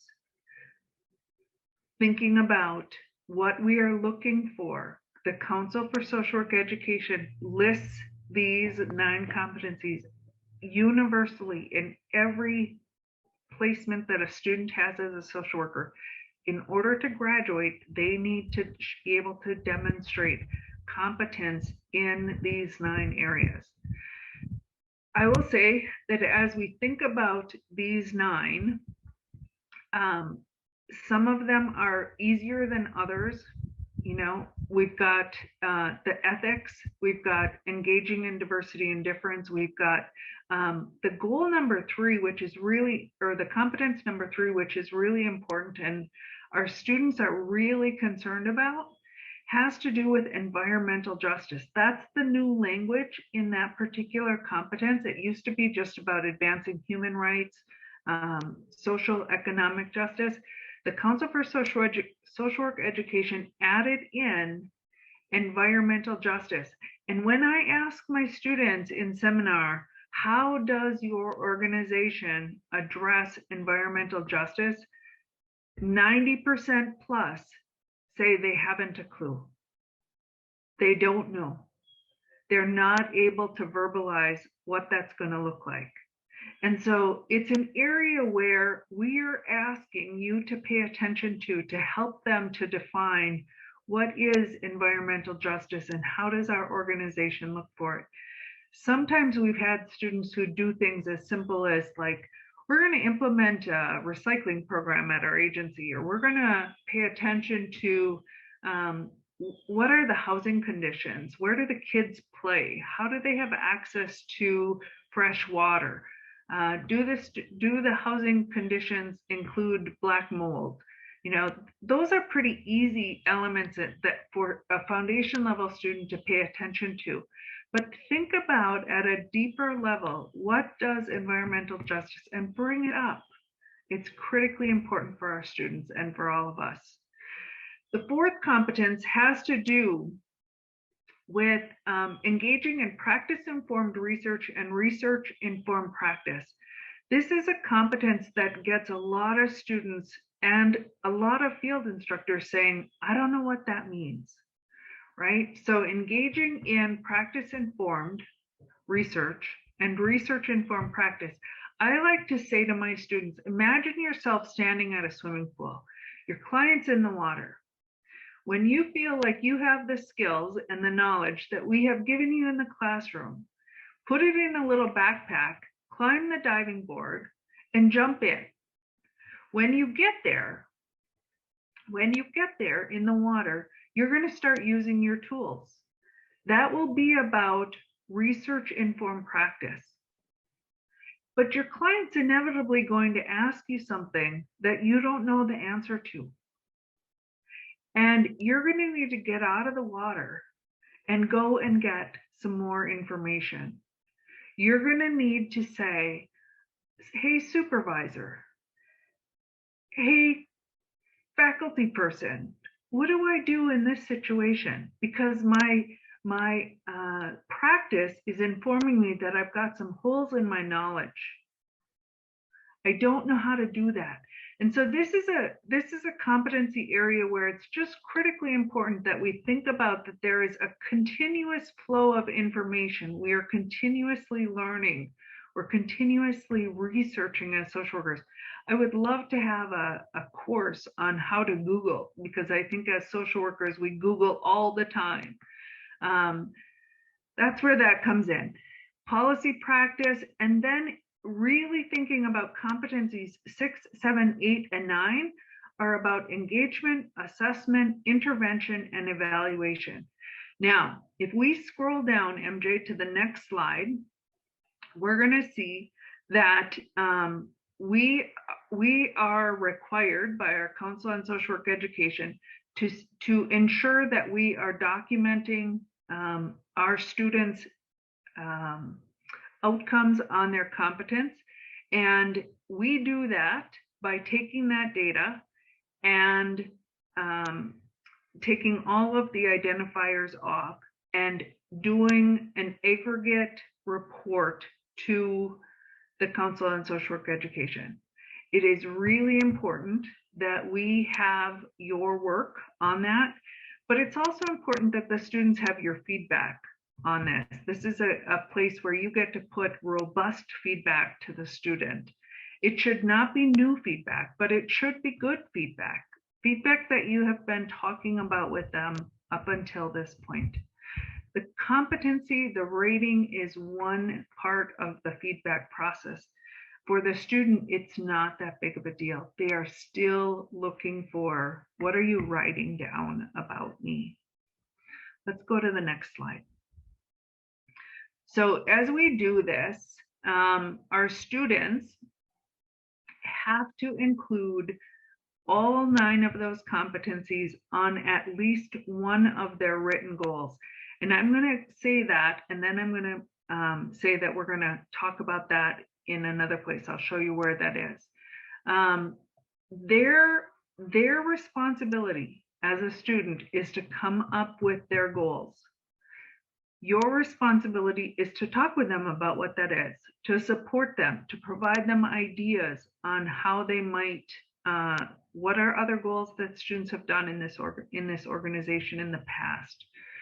The assessment process is a little bit informal. The student's going to go through, they're going to review themselves, they're going to beginning to say, this is where I think I'm at the point that I'm writing these goals. That's an informal. Historically, in the past, we used to have documentation of where they thought they were and write that down. Now, that's not important. We're really just saying, this is what I want to learn. Let's go to the next slide. It's an element about clinical clock hours. Clinical clock hours has to do with students wanting to move towards an LICSW licensure with the state of Minnesota. If you are an LICSW or you're licensed or you've worked with social work students, you know that they have to accumulate 360 hours. They will get that almost 100% in their coursework, but there is an opportunity for students to get up to 36 hours of additional work by being an intern at your agency and engaging in didactic activities. If that is your student's choice to do, they have to include that on their learning contract, and they will get a lot of support from us on this process. So I think that's all I'll say about that. I'm going to review my students' goals. If I think that they aren't written utilizing a SMART format, specific, measurable, attainable, realistic, or relevant, and an element of timeliness to them, like they write a goal that says that they want to do 50 diagnostic assessments, and I say, my God, who would ever want to do that, right? Like that is not realistic or relevant. You probably can't do that. And if you're if you're a community practice student whose agency doesn't do diagnostic assessments, that isn't even a possibility. Not a good goal, right? We're going to talk about that. All of the competencies have to be addressed somewhere in the student's learning goals. Let's go down, MJ, yep, perfect. This slide, this is an example of, in the first column, there is where you see the goal 1 and then the learning strategies. That's something that the student is going to write out. And then in the second column, it's 1 through 9. And they have to decide, using the list of competencies that are at the top of their learning contract, which of those competencies is relevant to that particular learning goal that they have set. When it goes to columns 3 and columns 4, you'll see that there are 3 rectangles. The top one is for the student, the second one is for their field instructor, and the third one is for their task supervisor. Again, this is where you write robust feedback. And then in the fourth column, it is where you do the competency rating of 1 to 4. It's a pull down menu. And the exact same thing happens at the end of the semester, at the end of the internship. The first and second column of the learning contract are due when the student reaches 100 hours at their internship. They need to have their goals written. They need to have their competencies identified. Columns 3 and columns 4 are due on December 10th. December 10th, that's the end of fall semester.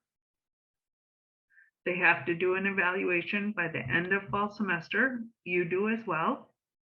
And then the 5th and 6th column are due at the end of the internship.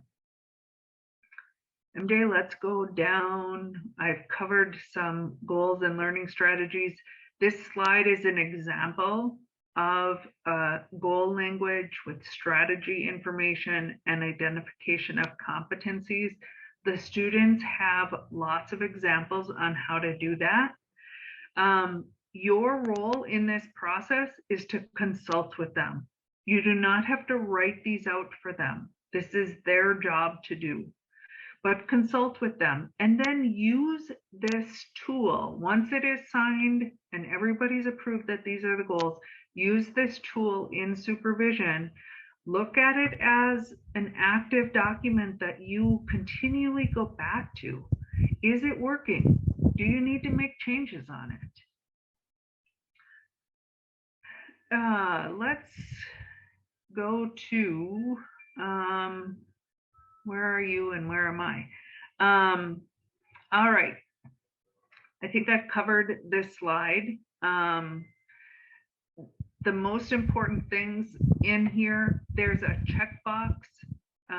You have 3 options at the end of the mid-eval and the end of the final exam, final internship, to check to say whether a student has successfully been completing their internship and they should move forward, or if there is concern about your student and you're using it only to review at the mid-evaluation, there's a box where you might want to check it and say, this student's not ready to move forward, right? If you're checking the box then at mid-evaluation and we haven't had a conversation with you, we've missed a step. If you're having concerns about a student's progress, please contact us. Please talk with us that things are not going as well as you wish they would, and we will help. We will help with the intervention. We'll help with the planning for how are we going to make it better. I think that I'm going to stop there and let MJ wrap us up for the day. Okay, thank you, Heidi. And I feel both sad and appreciative of how quickly we went through a lot there. I know that thinking just about the paperwork is not our favorite thing to do. What I hope you pick up there is that the paperwork is intended to be in service of learning, not having the learning be in service of the paperwork. What I would like to do in the very small number of minutes that I have left, and perhaps it's a little disillusioning that we only have 5 minutes left for me to talk about this important stage. This is the second of those stages that Schweitzer and King talks about, and like any good stage theory, one has to progress through all the stages. We can't skip them because you can't get to the next stage without accomplishing the tasks of all the stages that come earlier. And disillusionment is one of the stages. And I will tell you that, I have had a couple conversations with a student who started a little early.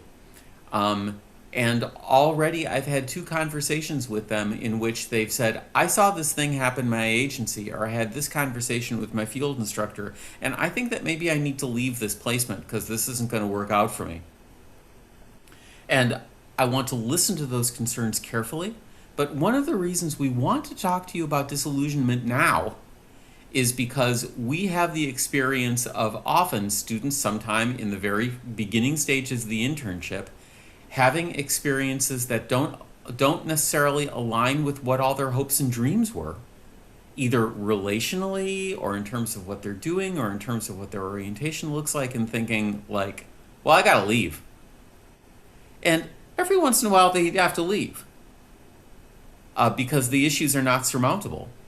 But more often we theorize what we are experiencing when they say, this isn't working for me and I have to leave, is really them facing down the legitimate developmental issues of the second stage of the internship, which is why we want to talk about this now, because we want to minimize the number of broken internships. We want to help our students recognize that disillusionment is inevitable in every great field placement, and part of this is just leaning into that we do not live in an ideal or an idealized world, and that brokenness in our practice happens, but that a lot of that brokenness, especially if it's relationship brokenness or if a mistake was made or something like that, very often it can be repaired. But that in every case, we can't dance around or avoid the ways in which the ways in which reality doesn't compare with our imagination. We can't avoid having to walk through that. So what you may see, hopefully you won't, but maybe you will, sometime in the next few weeks, you may see your student begin to show up in ways that their nonverbal communication indicates to you that they're experiencing one of these things. And they may be experiencing one of these things for one of many different reasons. A lot of our students had a lot of disillusionment last year because the way that their practice looked nothing like what they hoped their practice was going to look like, because everything was up in the air. And a lot of things are going to be up in the air this year. And what we do is go back to first principles. Everything we do in field comes to teach. The disappointment comes to teach. The inadequacies comes to teach. The brokenness comes to teach. The problems and the frustrations, all of them, you know this because you're social workers, all of those things are part of social work practice.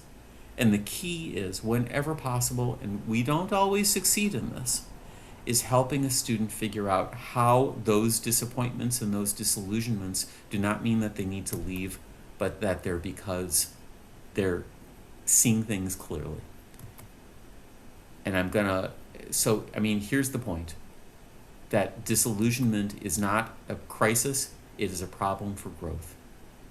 And that it can be a gift if we normalize it, if we then orient ourselves and our students to not be able to dance around it, but that the only way through it is through it. And how do we get through it? We get through it by acknowledging it, by being accepting, by clarifying the feelings, by negotiating and using the learning contract for that negotiation, and then helping all of us navigate our meaning-making systems, whether those are spiritual, political, or otherwise. We will have time to talk. Please come to field instructor consultation. Please ask us for some time, especially as you see your students struggling with this. And then we remember, and I want to check Eleanor on this, that what hopefully we are going to live through this year is not horror, but that when we live through and survive and thrive through the challenges that the world brings us, we get stronger. And we want our students to come away from this year knowing that they can do more than they think that they can do, as can we all. And it is noon, so I was accountable at the beginning of the day for letting you go. You are getting an evaluation, which we would really like from you, because we want to know how we're doing and how we can do better. And on that note, I just want to end with gratitude for your willingness, hopefully your excitement, hopefully your knowledge that having a student is going to make you and your practice better, but for leaning into taking on something in a year in which we're going to be facing more interesting circumstances. We owe you service. We look forward to providing you with that service all year long, and we are so filled with gratitude to you. Please go take care of yourselves, have a good day, and we will be in touch with you soon. Thank you for joining us and attending with us this morning. That's it. We're done for the day. Thanks, everybody.